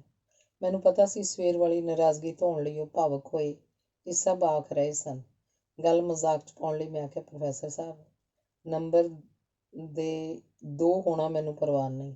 ਮੈਂ ਤਾਂ ਆਪਣੇ ਮਾਪਿਆਂ ਦੀ ਜੰਮੀ ਵੀ ਸਭ ਤੋਂ ਪਹਿਲੀ ਸੀ ਬਈ ਨੰਬਰ 1 ਹੋਵਾਂ। ਇੰਨੇ ਨੂੰ ਅਸੀਂ ਕੌਫੀ ਹਾਊਸ ਪਹੁੰਚ ਗਏ। ਬਹਿਰਾ ਕੌਫੀ ਦੇ ਗਿਆ। ਪ੍ਰੋਫੈਸਰ ਮੋਹਨ ਸਿੰਘ ਨੂੰ ਚੰਗੇ ਰੌਂ 'ਚ ਦੇਖ ਕੇ ਮੈਂ ਆਖਿਆ, ਪ੍ਰੋਫੈਸਰ ਸਾਹਿਬ, ਇੱਕ ਗੱਲ ਪੁੱਛ ਲਵਾਂ। ਜ਼ਰੂਰ ਪੁੱਛੋ, ਉਹਨਾਂ ਆਖਿਆ। ਉੱਥੇ ਤੁਸੀਂ ਇਹ ਕਿਉਂ ਆਖ ਰਹੇ ਸੀ ਕਿ ਡਾਕਟਰ ਦੀਵਾਨਾ ਇੱਕ ਕਹਾਣੀਕਾਰ ਹੀ ਨਹੀਂ? ਤੈਨੂੰ ਦੱਸਾਂ ਦਲੀਪ, ਤੂੰ ਨਹੀਂ ਜਾਣਦੀ, ਉਹਨੇ ਸਾਰੀ ਉਮਰ 'ਚ ਕਦੇ ਮੈਨੂੰ ਕਵੀ ਨਹੀਂ ਮੰਨਿਆ। ਮੈਂ ਫਿਰ ਉਹਨੂੰ ਲੇਖਕ ਭਲਾ ਕਿਉਂ ਮੰਨਾਂ? ਆਖ ਕੇ ਉਹਨਾਂ ਨੇ ਸੱਚੀ ਗੱਲ ਦੱਸ ਦਿੱਤੀ। ਇਹ ਗੱਲ ਹੈ ਤਾਂ ਤੁਸੀਂ ਮੈਨੂੰ ਪਹਿਲਾਂ ਦੱਸਦੇ। ਉਹਦੀ ਕਹਾਣੀ ਦੀ ਥਾਂ ਆਪਾਂ ਇਹੀ ਫਿਕਰਾ ਲਿਖ ਦਿੰਦੇ। ਮੈਂ ਮਜ਼ਾਕ ਕੀਤਾ। ਉਹ ਮਜ਼ਾਕ ਸਮਝ ਗਏ ਤੇ ਬੋਲੇ, ਤੂੰ ਭਾਵੇਂ ਕਿਸੇ ਖੋਤੇ ਨੂੰ ਕਹਾਣੀਕਾਰ ਆਖ ਦੇ, ਮੈਂ ਉਹਨੂੰ ਵੀ ਕਹਾਣੀਕਾਰ ਮੰਨ ਲਵਾਂਗਾ। ਸੰਤ ਸਿੰਘ ਸੇਖੋਂ ਬਾਰੇ ਤਾਂ ਸੁਣਿਆ ਸੀ ਕਿ ਸਾਹਿਤਕਾਰਾਂ ਦੀ ਚੰਗੀ ਮਾੜੀ ਆਲੋਚਨਾ ਦਾ ਆਧਾਰ ਉਹ ਉਹਨਾਂ ਦੇ ਸਾਹਿਤ ਨੂੰ ਨਹੀਂ ਬਣਾਉਂਦੇ। ਤੁਹਾਡੇ ਬਾਰੇ ਤਾਂ ਇਹ ਗੱਲ ਨਹੀਂ ਸੀ ਸੁਣੀ। ਮੈਂ ਆਖਿਆ, ਸੇਖੋਂ ਬਹੁਤ ਚੰਗਾ ਬੰਦਾ ਹੈ, ਉਹ ਹਮੇਸ਼ਾ ਸੱਚ ਬੋਲਦਾ ਹੈ। ਉਹ ਸਾਫ਼ ਮੰਨ ਜਾਏਗਾ ਕਿ ਕੁਝ ਲੋਕਾਂ ਦੇ ਹੱਕ ਵਿੱਚ ਮੈਂ ਰਿਆਇਤੀ ਲਿਖਿਆ ਹੈ। ਪ੍ਰੋਫੈਸਰ ਮੋਹਨ ਸਿੰਘ ਨੇ ਦੱਸਿਆ। ਤੁਹਾਡਾ ਮਤਲਬ ਹੈ ਕਿ ਉਹ ਜੋ ਕੁਝ ਝੂਠ ਲਿਖਦਾ ਉਹਦੇ ਬਾਰੇ ਸੱਚ ਦੱਸ ਦਿੰਦਾ? ਮੈਂ ਆਖਿਆ, ਇਹਨਾਂ ਗੱਲਾਂ ਨੂੰ ਸੀਰੀਅਸਲੀ ਨਹੀਂ ਲਈਦਾ। ਸੇਖੋਂ ਇੱਕ ਚੰਗਾ ਲੇਖਕ ਹੈ। ਤੁਹਾਡਾ ਮਤਲਬ ਹੈ ਲੇਖਕ ਲੋਕ ਜੋ ਵੀ ਆਖਣ ਉਸ ਨੂੰ ਸੀਰੀਅਸਲੀ ਨਹੀਂ ਲਈਦਾ? ਮੈਂ ਹੱਸ ਕੇ ਆਖਿਆ ਸੀ। MA MPhil ਨੂੰ ਪੜ੍ਹਾਉਣ ਦੇ ਬਾਵਜੂਦ, PhD ਲਈ ਰਿਸਰਚ ਕਰਵਾਉਣ ਦੇ ਬਾਵਜੂਦ ਮੈਂ ਆਲੋਚਨਾ ਦੀਆਂ ਪੁਸਤਕਾਂ ਨਹੀਂ ਸੀ ਲਿਖੀਆਂ। ਸ਼ਾਇਦ ਮੈਨੂੰ ਲਿਖਣੀਆਂ ਹੀ ਨਹੀਂ ਸੀ ਆਉਂਦੀਆਂ। ਫਿਰ ਵੀ ਮੈਂ ਆਪਣੇ ਆਪ ਨੂੰ ਕੀ ਸਮਝਦੀ ਸੀ? ਪ੍ਰੋਫੈਸਰ, ਹੈਡ ਤੇ ਡੀਨ। ਇਹ ਭਲਾ ਕੋਈ ਔਕਾਤਾਂ ਦੇ ਕਾਰਨ ਵਾਲੇ ਕੰਮ ਨੇ? ਇਹ ਭਲਾ ਕੋਈ ਔਰਤਾਂ ਦੇ ਕਰਨ ਵਾਲੇ ਕੰਮ ਨੇ? ਤੇ ਮੈਂ ਸੀ ਕਿ ਯਾਦ ਹੀ ਨਹੀਂ ਸੀ ਰਹਿੰਦਾ ਕਿ ਮੈਂ ਔਰਤ ਹਾਂ। ਆਉਣ ਵਾਲੇ ਵਰ੍ਹਿਆਂ 'ਚ ਲੜਕੀਆਂ ਨੂੰ ਸ਼ਾਇਦ ਇਸ ਸਭ ਕਾਸੇ ਵਿੱਚੋਂ ਨਾ ਲੰਘਣਾ ਪਵੇ। ਕੰਡੇ ਤਾਂ ਉਹਨਾਂ ਦੇ ਹੀ ਲੱਗਦੇ ਨੇ ਜਿਹੜੇ ਪਹਿਲੀ ਵਾਰ ਉੱਧਰੋਂ ਲੰਘ ਕੇ ਰਾਹ ਬਣਾਉਂਦੇ ਨੇ। MA ਦਾ ਸਿਲੇਬਸ ਕਿਹੋ ਜਿਹਾ ਹੋਵੇ, ਇਸ ਉੱਪਰ ਨੈਸ਼ਨਲ ਸੈਮੀਨਾਰ ਹੋਣਾ ਚਾਹੀਦਾ। ਪ੍ਰੋਫੈਸਰ ਗੁਲਵੰਤ ਸਿੰਘ ਹੋਰਾਂ ਤੋਂ ਹੁਕਮ ਕਰਵਾ ਦਿੱਤਾ ਗਿਆ ਕਿ ਮੈਂ ਪਰਚਾ ਵੀ ਲਿਖਾਂ ਤੇ ਮਾਡਲ ਸਿਲੇਬਸ ਵੀ ਬਣਾਵਾਂ। ਮਾਡਲ ਸਿਲੇਬਸ ਬਣਾਉਣ ਤੋਂ ਤਾਂ ਮੈਂ ਇਹ ਆਖ ਕੇ ਮਾਫ਼ੀ ਮੰਗ ਲਈ ਕਿ ਕੋਈ ਇੱਕ ਬੰਦਾ ਹਰ ਖੇਤਰ ਦਾ ਮਾਹਰ ਨਹੀਂ ਹੋ ਸਕਦਾ। ਹਰ ਖੇਤਰ ਭਾਵ ਗਲਪ, ਨਾਟਕ, ਕਵਿਤਾ ਆਦਿ, ਹਰ ਖੇਤਰ ਦੇ ਮਾਹਰਾਂ ਦੀ ਇੱਕ ਕਮੇਟੀ ਹੀ ਇਹ ਕੰਮ ਕਰ ਸਕਦੀ ਹੈ। ਪੇਪਰ ਮੈਂ ਲਿਖ ਦਿੱਤਾ। ਸਭ ਤੋਂ ਪਹਿਲਾਂ ਦੱਸਿਆ, ਜਿਵੇਂ ਸਾਡੇ ਪੂਰਵਜਾਂ ਨੇ ਵਿੱਦਿਆ ਦਾ ਮੰਤਵ ਅੰਦਰ ਦਾ ਟਿਕਾਅ ਤੇ ਬਾਹਰਲੀ ਇਕਸੁਰਤਾ ਦੱਸਿਆ, ਸਾਨੂੰ ਵਿੱਦਿਆ ਦੇ ਆਪਣੇ ਆਦਰਸ਼ ਤੇ ਟੀਚੇ ਦੇਖਣੇ ਜ਼ਰੂਰੀ ਹਨ। ਫਿਰ ਸਮਾਜ, ਮਾਪੇ, ਉਸਤਾਦ ਤੇ ਵਿਦਿਆਰਥੀਆਂ ਦੇ ਸਾਂਝੇ ਯਤਨ ਨਾਲ ਪੜ੍ਹਾਈ ਨੂੰ ਸ਼ੁਰੂ ਤੋਂ ਹੀ ਵਾਚਣ ਦੀ ਲੋੜ ਹੈ। ਮੇਰੇ ਅਨੁਸਾਰ ਸਕੂਲਾਂ ਵਿੱਚ ਸਾਹਿਤ ਰਾਹੀਂ ਬੋਲੀ ਪੜ੍ਹਾਈ ਜਾਣੀ ਚਾਹੀਦੀ ਹੈ। ਕਾਲਜ ਵਿੱਚ ਬੋਲੀ ਰਾਹੀਂ ਸਾਹਿਤ ਪੜ੍ਹਾਇਆ ਜਾਵੇ ਤੇ ਯੂਨੀਵਰਸਿਟੀ ਵਿੱਚ ਸਾਹਿਤ ਰਾਹੀਂ ਫਿਲਾਸਫੀ ਪੜ੍ਹਾਈ ਜਾਵੇ। ਇਉਂ ਪੜ੍ਹਾਈ ਜਾਣਕਾਰੀ ਗਿਆਨ ਤੋਂ ਅਗਾਂਹ ਵਿਵੇਕ ਤੱਕ ਜਾ ਪਹੁੰਚੇ। ਪੇਪਰ ਸੁਣਨ ਤੋਂ ਮਗਰੋਂ ਪ੍ਰੋਫੈਸਰ ਗੁਲਵੰਤ ਸਿੰਘ ਨੇ ਪ੍ਰਧਾਨਗੀ ਮੰਡਲ 'ਚ ਬੈਠਿਆਂ ਹੀ ਚਿੱਠ ਉੱਪਰ ਲਿਖ ਕੇ ਭੇਜਿਆ, I am compelled to say that it's an excellent paper। ਮਗਰੋਂ ਡਾਕਟਰ ਹਰਜੀਤ ਗਿੱਲ, ਡਾਕਟਰ ਹਰਭਜਨ ਸਿੰਘ ਆਦਿ ਨੇ ਵੀ ਪੇਪਰ ਦੇ ਹੱਕ 'ਚ ਆਖਿਆ ਤਾਂ ਮੈਂ ਸੋਚਿਆ ਅੱਗੋਂ ਤੋਂ ਨਹੀਂ ਮੈਂ ਪੇਪਰ ਲਿਖਿਆ ਕਰਨੇ। ਕੀ ਲੋੜ ਪਈ ਹੈ ਮੈਨੂੰ ਕਿ ਮੈਂ ਇਹ ਸਾਬਤ ਕਰਾਂ ਕਿ ਨਾਵਲ ਕਹਾਣੀਆਂ ਲਿਖਣ ਵਾਲੇ ਲੋਕ ਚਾਹੁਣ ਤਾਂ ਬਾਕੀ ਕੰਮ ਵੀ ਕਰ ਸਕਦੇ ਹੁੰਦੇ ਨੇ। UGC ਨੇ ਨੈਸ਼ਨਲ ਲੈਕਚਰਰ ਬਣਾ ਦਿੱਤਾ ਤਾਂ ਮੈਨੂੰ ਵਿਭਾਗ ਦੇ ਹੀ ਬੰਦੇ ਨੇ ਪੁੱਛਿਆ, ਪਰ ਇਹ ਹੋ ਕਿਵੇਂ ਗਿਆ? ਮੈਂ ਆਖਿਆ UGC ਨੂੰ ਪੁੱਛੋ, ਮੈਨੂੰ ਕੀ ਪਤਾ। ਇੱਕ ਵਾਰੀ ਮੇਰੀਆਂ ਰਚਨਾਵਾਂ ਉੱਪਰ ਯੂਨੀਵਰਸਿਟੀ ਨੇ ਸੈਮੀਨਾਰ ਰੱਖ ਲਿਆ। ਇਹ ਕਿਵੇਂ ਹੋ ਗਿਆ? ਜਾਂ ਤਾਂ ਸੈਮੀਨਾਰ ਲੋਕ ਪੱਲਿਓਂ ਪੈਸੇ ਦੇ ਕੇ ਕਰਵਾਉਂਦੇ ਹਨ ਜਾਂ ਫਿਰ ਮਰਿਆਂ ਉੱਪਰ ਹੁੰਦੇ ਨੇ। ਮੈਂ ਨਾ ਮਰੀ ਸੀ ਨਾ ਹੀ ਪੈਸੇ ਦਿੱਤੇ ਹਨ। UGC ਨੇ ਪੈਸੇ ਦੇ ਦਿੱਤੇ ਸਨ, ਯੂਨੀਵਰਸਿਟੀ ਤਾਂ ਮੁਫਤ ਦਾ ਕ੍ਰੈਡਿਟ ਲੈ ਰਹੀ ਹੈ, ਧਨਵੰਤ ਨੇ ਦੱਸਿਆ। ਪਰ ਮੈਨੂੰ ਲੱਗਿਆ ਧਨਵੰਤ ਮੇਰੀ ਸਟੂਡੈਂਟ ਸੀ, ਇਸੇ ਲਈ ਉਹ ਆਖ ਰਹੀ ਸੀ। ਇੱਕ ਦਿਨ ਪੰਜਾਬੀ ਯੂਨੀਵਰਸਿਟੀ ਦੀ ਸਿੰਡੀਕੇਟ ਵਿੱਚ ਇੱਕ ਆਈਟਮ ਗਿਆ ਕਿ ਮੈਡਮ ਨੂੰ ਪ੍ਰੋਫੈਸਰ ਐਮਰਾਈਟਸ ਬਣਾ ਦਿਓ। ਪਰ ਸਿੰਡੀਕੇਟ ਦੇ MP ਮੈਂਬਰ ਨੇ ਆਖਿਆ, ਕਾਹਦੇ ਲਈ? ਮੈਡਮ ਨੇ ਕੀਤਾ ਹੀ ਕੀ ਹੈ? ਮੈਨੂੰ ਡਾਕਟਰ ਗੁਰਭਗਤ ਦੀ ਗੱਲ ਯਾਦ ਆ ਗਈ। ਯੂਨੀਵਰਸਿਟੀ ਵਿੱਚ ਲੈਕਚਰਰ ਲੱਗਣ ਲਈ ਉਹਨੇ ਤੇ ਮੈਂ ਇਕੱਠਿਆਂ ਇੰਟਰਵਿਊ ਦਿੱਤੀ ਸੀ। ਇੰਟਰਵਿਊ ਦੇਣ ਵੇਲੇ ਕਈ ਲੋਕਾਂ ਦੇ ਸਾਹਮਣੇ ਉਹਨੇ ਮੇਰੇ ਵੱਲ ਹੱਥ ਕਰਕੇ ਆਖਿਆ ਸੀ, ਲਓ ਇਹੋ ਜਿਹੇ ਲੋਕ ਵੀ ਆ ਜਾਂਦੇ ਨੇ ਇੰਟਰਵਿਊ ਦੇਣ। ਇਹ ਵੱਖਰੀ ਗੱਲ ਹੈ ਕਿ ਉਸੇ ਇੰਟਰਵਿਊ 'ਚ ਮੈਂ ਸਿਲੈਕਟ ਹੋ ਗਈ ਸੀ ਤੇ ਡਾਕਟਰ ਗੁਰਭਗਤ ਰਿਜੈਕਟ ਹੋ ਗਏ ਸਨ। ਖੁਸ਼ੀ ਦੀ ਗੱਲ ਇਹ ਹੈ ਕਿ ਅੱਜ ਕੱਲ੍ਹ ਡਾਕਟਰ ਗੁਰਭਗਤ ਸਿੰਘ ਵੀ ਇਸੇ ਯੂਨੀਵਰਸਿਟੀ 'ਚ ਪ੍ਰੋਫੈਸਰ ਸਨ। ਇੱਥੇ ਮੈਂ ਇਹ ਵੀ ਦੱਸਣਾ ਚਾਹਾਂਗੀ ਕਿ ਪੜ੍ਹਾਈ ਲਿਖਾਈ ਦਾ ਸਭ ਤੋਂ ਵੱਧ ਕੰਮ ਮੈਂ ਉਦੋਂ ਕੀਤਾ ਜਦੋਂ ਡਾਕਟਰ ਹਰਚਰਨ ਸਿੰਘ ਪੰਜਾਬੀ ਵਿਭਾਗ ਦੇ ਹੈੱਡ ਸਨ। ਵਿਭਾਗ ਦਾ ਕੋਈ ਵੀ ਬੰਦਾ ਨਾ ਉਹਨਾਂ ਨੂੰ ਪਿਆਰਾ ਸੀ ਨਾ ਹੀ ਦੁਪਿਆਰਾ। ਇਸ ਲਈ ਵਿਭਾਗ ਵਿੱਚ ਨਾ ਦੋਸਤੀਆਂ ਦਾ ਬੋਲਬਾਲਾ ਸੀ ਤੇ ਨਾ ਹੀ ਦੁਸ਼ਮਣੀਆਂ ਦਾ। ਸਹਿਜ ਭਾਅ ਨਾਲ ਸਭ ਕੁਝ ਤੁਰੀ ਜਾ ਰਿਹਾ ਸੀ। ਉਹਨਾਂ ਦੇ ਭੁਲੱਕੜ ਸੁਭਾਅ ਕਾਰਨ ਹਾਸਾ ਠੱਠਾ ਵੀ ਹੁੰਦਾ ਰਹਿੰਦਾ। ਉਹਨਾਂ ਦੀ ਧੀ ਜਸਵੀਰ ਮੇਰੇ ਨਾਲ ਰਿਸਰਚ ਕਰ ਰਹੀ ਸੀ ਤੇ ਸੁਰਜੀਤ ਪਾਤਰ ਡਾਕਟਰ ਸਾਹਿਬ ਦੇ ਨਾਲ। ਇੱਕ ਦਿਨ ਕੰਮ ਨਾ ਕਰਨ ਕਾਰਨ ਮੈਂ ਜਸਵੀਰ ਨੂੰ ਡਾਂਟਿਆ ਤਾਂ ਡਾਕਟਰ ਸਾਹਿਬ ਨੂੰ ਵੀ ਯਾਦ ਆ ਗਿਆ ਕਿ ਰਿਸਰਚ ਸਕਾਲਰਾਂ ਨੂੰ ਡਾਂਟੀਦਾ ਵੀ ਹੈ। ਉਹਨਾਂ ਨੇ ਪਾਤਰ ਨੂੰ ਬੁਲਾ ਕੇ ਡਾਂਟਣਾ ਸ਼ੁਰੂ ਕਰ ਦਿੱਤਾ। ਪਾਤਰ ਨੂੰ ਸਮਝ ਨਾ ਲੱਗੇ ਕਿ ਗੱਲ ਕੀ ਹੋ ਗਈ ਹੈ। ਮਗਰੋਂ ਜਸਵੀਰ ਨੇ ਉਹਨੂੰ ਦੱਸਿਆ, ਤੇਰੀ ਡਾਂਟ ਇਸ ਲਈ ਪਈ ਹੈ ਕਿਉਂਕਿ ਮੈਡਮ ਨੇ ਅੱਜ ਮੈਨੂੰ ਡਾਂਟਿਆ ਸੀ। ਇੱਕ ਦਿਨ ਡਾਕਟਰ ਸਾਹਿਬ ਨੇ ਮੈਨੂੰ ਕਮਰੇ ਵਿੱਚੋਂ ਬੁਲਾਇਆ ਤੇ ਆਖਿਆ, ਟਿਵਾਣਾ ਅੱਜ ਤੁਸੀਂ ਰੋਟੀ ਸਾਡੇ ਨਾਲ ਖਾਣੀ। ਦੁਪਹਿਰ ਵੇਲੇ ਡਾਕਟਰ ਸਾਹਿਬ ਤੇ ਜਸਵੀਰ ਦੀ ਰੋਟੀ ਘਰੋਂ ਆਉਂਦੀ ਸੀ। ਮੈਂ ਦੱਸਿਆ, ਡਾਕਟਰ ਸਾਹਿਬ ਮੈਂ ਦੁਪਹਿਰੇ ਰੋਟੀ ਖਾਂਦੀ ਹੀ ਨਹੀਂ ਕਿਉਂਕਿ ਘਰ ਜਾਣ ਨੂੰ ਦੇਰ ਹੋ ਜਾਂਦੀ ਹੈ ਤੇ ਉਦੋਂ ਤੱਕ ਰੋਟੀ ਦਾ ਟਾਈਮ ਰਹਿ ਨਹੀਂ ਜਾਂਦਾ। ਤਾਂ ਆਖਣ ਲੱਗੇ, ਨਹੀਂ ਅੱਜ ਰੋਟੀ ਤੁਸੀਂ ਜ਼ਰੂਰ ਸਾਡੇ ਨਾਲ ਖਾਣਾ। ਮੈਂ ਪੁੱਛਿਆ, ਕੋਈ ਖਾਸ ਗੱਲ? ਤੇ ਆਖਣ ਲੱਗੇ, ਅੱਜ ਰੋਟੀ ਜ਼ਿਆਦਾ ਆ ਗਈ ਹੈ। ਉਹਨਾਂ ਦੀ ਬੇਟੀ ਦਾ ਵਿਆਹ ਸੀ, VC ਛੇਤੀ ਮੁੜਨਾ ਚਾਹੁੰਦਾ ਸੀ। ਡਾਕਟਰ ਸਾਹਿਬ ਨੇ ਆਖਿਆ ਖਾਣਾ ਖਾ ਕੇ ਜਾਇਓ। VC ਨੇ ਦੱਸਿਆ ਘਰ ਮਹਿਮਾਨ ਆਏ ਹੋਏ ਨੇ। ਡਾਕਟਰ ਸਾਹਿਬ ਨੇ ਆਖਿਆ ਮਹਿਮਾਨਾਂ ਨੂੰ ਵੀ ਸੱਦ ਲਓ, ਖਾਣਾ ਬਹੁਤ ਬਣਿਆ ਹੋਇਆ, ਨਹੀਂ ਤਾਂ ਬਚਿਆ ਕਾਵਾਂ ਕੁੱਤਿਆਂ ਨੂੰ ਹੀ ਪਾਉਣਾ ਪਏਗਾ। ਇੰਨੇ ਵਰ੍ਹਿਆਂ ਵਿੱਚ ਮੈਂ ਉਹਨਾਂ ਨੂੰ ਕਦੇ ਗੁੱਸੇ ਹੋਏ ਨਹੀਂ ਸੀ ਦੇਖਿਆ। ਉਹਨਾਂ ਦੀ ਬੱਲੇ ਬੱਲੇ ਬੜੀ ਮਸ਼ਹੂਰ ਸੀ। ਇੱਕ ਵਾਰੀ ਇੱਕ ਵਿਦਿਆਰਥੀ ਆ ਕੇ ਆਖਣ ਲੱਗਾ, ਡਾਕਟਰ ਸਾਹਿਬ ਮੈਂ ਤੁਹਾਡੇ ਪਰਚੇ ਵਿੱਚ ਤਾਂ ਫੇਲ ਹੋ ਗਿਆ। ਤਾਂ ਉਹ ਸਹਿਜ ਸੁਭਾਅ ਆਖਣ ਲੱਗੇ, ਬੱਲੇ ਬੱਲੇ ਫੇਲ ਹੋ ਗਿਆ। ਇੱਕ ਵਾਰੀ ਮੈਂ ਵਲਾਇਤ ਗਈ, ਬਿਮਾਰ ਹੋਣ ਕਾਰਨ ਕੁਝ ਸਮਾਂ ਜ਼ਿਆਦਾ ਲੱਗ ਗਿਆ। ਕਿਸੇ ਨੇ VC ਕੋਲ ਸ਼ਿਕਾਇਤ ਕਰ ਦਿੱਤੀ ਕਿ ਟਿਵਾਣਾ ਇੰਨੇ ਚਿਰ ਤੋਂ ਗੈਰ ਹਾਜ਼ਰ ਹੈ। VC ਨੇ ਡਾਕਟਰ ਹਰਚਰਨ ਸਿੰਘ ਨੂੰ ਪੁੱਛਿਆ ਕਿ ਉਹ ਕਿੰਨੇ ਚਿਰ ਦੀ ਛੁੱਟੀ ਲੈ ਕੇ ਗਈ ਹੈ ਤਾਂ ਉਹਨਾਂ ਲਿਖ ਦਿੱਤਾ, ਉਹਨੇ ਤਾਂ ਛੁੱਟੀ ਲਈ ਹੀ ਨਹੀਂ। ਕੇਸ ਸਿੰਡੀਕੇਟ ਚਲਾ ਗਿਆ ਕਿ ਏਡੀ ਗੈਰ ਜ਼ਿੰਮੇਵਾਰ ਟੀਚਰ ਨੂੰ ਨੌਕਰੀ ਤੋਂ ਹਟਾਇਆ ਜਾਵੇ। ਇੱਕ ਮੈਂਬਰ ਨੇ ਆਖਿਆ, ਹਟਾਉਣ ਤੋਂ ਪਹਿਲਾਂ ਉਸ ਕੋਲੋਂ ਪੁੱਛ ਤਾਂ ਲਓ ਕਿ ਉਹ ਏਡੀ ਗੈਰ ਜ਼ਿੰਮੇਵਾਰ ਕਿਉਂ ਹੈ। ਇੰਨੇ ਚਿਰ ਨੂੰ ਮੈਂ ਵਾਪਸ ਆ ਗਈ। ਵਿਭਾਗ 'ਚ ਮੇਰੀ ਜੁਆਇਨਿੰਗ ਰਿਪੋਰਟ ਹੀ ਨਾ ਲਈ ਗਈ। ਮੈਂ VC ਕੋਲ ਗਈ ਤਾਂ ਉਹਨੇ ਪੁੱਛਿਆ, ਤੁਸੀਂ ਬਿਨਾਂ ਛੁੱਟੀ ਲਏ ਕਿਉਂ ਚਲੇ ਗਏ ਸੀ? ਮੈਂ ਦੱਸਿਆ, ਮੈਂ ਤਾਂ ਛੁੱਟੀ ਲੈ ਕੇ ਗਈ ਹਾਂ ਤੇ ਮੈਂ ਚੰਡੀਗੜ੍ਹ ਪਾਸਪੋਰਟ ਵਿਭਾਗ ਤੋਂ ਉਸ ਚਿੱਠੀ ਦੀ ਨਕਲ ਲਿਆ ਕੇ ਦਿੱਤੀ ਜਿਸ ਰਾਹੀਂ ਮੈਨੂੰ ਛੁੱਟੀ ਦਿੱਤੀ ਗਈ ਸੀ। ਇਨਕੁਆਇਰੀ ਹੋਈ, ਕੇਸ ਮੁੜ ਸਿੰਡੀਕੇਟ ਕੋਲ ਚਲਾ ਗਿਆ ਤੇ ਉਸ ਵੇਲੇ ਹਾਸਾ ਮਚ ਗਿਆ ਜਦੋਂ ਪਤਾ ਲੱਗਿਆ ਕਿ ਡਾਕਟਰ ਸਾਹਿਬ ਛੁੱਟੀ ਦੇ ਕੇ ਭੁੱਲ ਗਏ ਸਨ ਤੇ ਇਹ ਸੱਚ ਸੀ। ਡਾਕਟਰ ਸਾਹਿਬ ਰਿਟਾਇਰ ਹੋ ਕੇ ਚੰਡੀਗੜ੍ਹ ਜਾ ਵਸੇ ਹਨ ਤੇ ਉਹ ਇੱਕੋ ਇੱਕ ਬੰਦੇ ਹਨ ਚੰਡੀਗੜ੍ਹ ਵਿੱਚੋਂ ਜਿਨ੍ਹਾਂ ਨੇ ਮੇਰੀ ਮਾਂ ਦੇ ਭੋਗ ਵਾਲਾ ਦਿਨ ਯਾਦ ਰੱਖਿਆ ਸੀ ਤੇ ਭੋਗ ਉੱਪਰ ਪਟਿਆਲੇ ਪਹੁੰਚੇ ਸਨ। ਬਹੁਤ ਪੁਰਾਣੀ ਗੱਲ ਹੈ। ਡਾਕਟਰ ਜੀਤ ਸਿੰਘ ਸੀਤਲ ਅਜੀਤ ਨਗਰ ਪਟਿਆਲਾ 'ਚ ਸਾਡੇ ਗੁਆਂਢੀ ਵੀ ਸਨ, ਮੇਰੇ PhD ਦੇ ਗਾਈਡ ਵੀ ਤੇ ਉਹਨਾਂ ਦੀ ਬੇਟੀ ਸੰਦੀਪ ਮੇਰੀ ਸਟੂਡੈਂਟ ਵੀ ਸੀ। ਇੱਕ ਵਾਰੀ ਭਾਸ਼ਾ ਵਿਭਾਗ ਦੀ ਲਾਇਬ੍ਰੇਰੀ ਵਿੱਚੋਂ ਮੈਨੂੰ ਕੁਝ ਕਿਤਾਬਾਂ ਚਾਹੀਦੀਆਂ ਸਨ। ਡਾਕਟਰ ਸੀਤਲ ਭਾਸ਼ਾ ਵਿਭਾਗ ਦੇ ਡਾਇਰੈਕਟਰ ਰਹਿ ਚੁੱਕੇ ਸਨ ਅਤੇ ਉਹਨਾਂ ਨੂੰ ਕਿਤਾਬਾਂ ਆਸਾਨੀ ਨਾਲ ਮਿਲ ਸਕਦੀਆਂ ਸਨ। ਮੈਂ ਕਿਤਾਬਾਂ ਦਾ ਮਾੜਾ ਜਿਹਾ ਜ਼ਿਕਰ ਕੀਤਾ ਅਤੇ ਇੱਕ ਦਿਨ ਢੇਰ ਕਿਤਾਬਾਂ ਦਾ ਸਾਈਕਲ ਉੱਪਰ ਰੱਖੀ ਉਹ ਸਾਡੇ ਘਰ ਆਏ। ਮੈਂ ਆਖਿਆ, ਡਾਕਟਰ ਸਾਹਿਬ ਤੁਸੀਂ ਕਾਹਨੂੰ ਐਡੀ ਖੇਚਲ ਕੀਤੀ? ਉਹ ਆਖਣ ਲੱਗੇ, ਹੋਰ ਕੀ, ਤੂੰ ਮੈਨੂੰ ਆਖੇਂਗੀ ਵੀ ਸਾਡਾ ਆਟਾ ਪਿਹਾ ਲਿਆ, ਨਾਲੇ ਵੀਰਨੀਆਂ ਦੇ ਕੰਮ ਕਰੀਦੇ ਹੀ ਹੁੰਦੇ ਨੇ। ਆਪਣੇ ਭਾਈ ਨੂੰ ਆਖ ਕੋਈ ਮੁੰਡਾ ਮੰਡਾ ਦੇਖਣ ਰਾਣੀ ਖਾਤਰ। ਸਾਰਾ ਦਿਨ ਜਾਂ ਕਿਤਾਬਾਂ ਨਾਲ ਮੱਥਾ ਮਾਰਦੇ ਰਹਿਣਗੇ ਜਾਂ ਫਿਰ ਅਮਲੀ ਠਮਲੀ ਜਿਹੇ ਦੁਆਲੇ ਇਕੱਠੇ ਹੁੰਦੇ ਨੇ। ਇੱਕ ਦਿਨ ਭਾਬੀ ਉਹਨਾਂ ਦੀ ਘਰਵਾਲੀ ਨੇ ਮੇਰੇ ਕੋਲ ਉਹਨਾਂ ਦੇ ਸਾਹਮਣੇ ਹੀ ਸ਼ਿਕਾਇਤ ਲਗਾਈ। ਗੁਰੂ ਭਲਾ ਕਰੂਗਾ, ਨਾਲੇ ਅਮਲੀ ਠਮਲੀ ਕਾਹਨੂੰ ਨੇ? ਸਹੁਰੇ ਪ੍ਰੋਫੈਸਰ ਨੇ ਨਥਾਣੇ ਜੇ। ਘਰੋਂ ਜਦ ਖੌਂਸੜੇ ਪੈਂਦੇ ਨੇ ਤਾਂ ਇੱਥੇ ਆ ਜਾਂਦੇ ਨੇ। ਡਾਕਟਰ ਸੀਤਲ ਨੇ ਸੈਰ ਨੂੰ ਜਾਣ ਤੋਂ ਪਹਿਲਾਂ ਰਾਹ ਵਿੱਚ ਮਿਲਣ ਵਾਲੇ ਬੱਚਿਆਂ ਲਈ ਟੌਫੀਆਂ ਜੇਬ 'ਚ ਪਾਉਂਦਿਆਂ ਆਖਿਆ, ਮਜਾਲ ਹੈ ਜੇ ਟੌਫੀਆਂ ਭੁੱਲ ਜਾਣ। ਆਪਣੇ ਬੱਚਿਆਂ ਦਾ ਕੋਈ ਖਿਆਲ ਹੀ ਨਹੀਂ। ਮੁੰਡਿਆਂ ਦਾ ਤਾਂ ਭਲਾ ਸਰਜੂ, ਕੁੜੀ ਤਾਂ ਵਿਆਹਣੀ ਹੀ ਹੈ। ਭਾਬੀ ਗਿਲਾ ਕਰ ਰਹੀ ਸੀ। ਉਸ ਤੋਂ ਮਗਰੋਂ ਉਹਨਾਂ ਸੰਦੀਪ ਲਈ ਲੜਕੇ ਲੱਭਣੇ ਸ਼ੁਰੂ ਕਰ ਦਿੱਤੇ। ਕਈ ਵਾਰੀ ਸੰਦੀਪ ਨੂੰ ਨਾਂਹ ਕਰਨੀ ਪਈ ਕਿਉਂਕਿ ਡਾਕਟਰ ਸੀਤਲ ਹਰ ਲੜਕੇ ਨੂੰ ਹੀ ਸਭ ਅੱਛਾ ਆਖ ਦਿੰਦੇ ਸਨ। ਹਾਰ ਕੇ ਸੰਦੀਪ ਨੇ ਆਖ ਦਿੱਤਾ, ਜਿਹਨੂੰ ਮੈਡਮ ਹਾਂ ਕਰਨਗੇ ਮੈਂ ਤਾਂ ਉੱਥੇ ਹੀ ਵਿਆਹ ਕਰਾਂਗੀ। ਹੁਣ ਨਾਂਹ ਕਰਨ ਦੀ ਜ਼ਿੰਮੇਵਾਰੀ ਮੇਰੀ ਬਣ ਗਈ ਸੀ।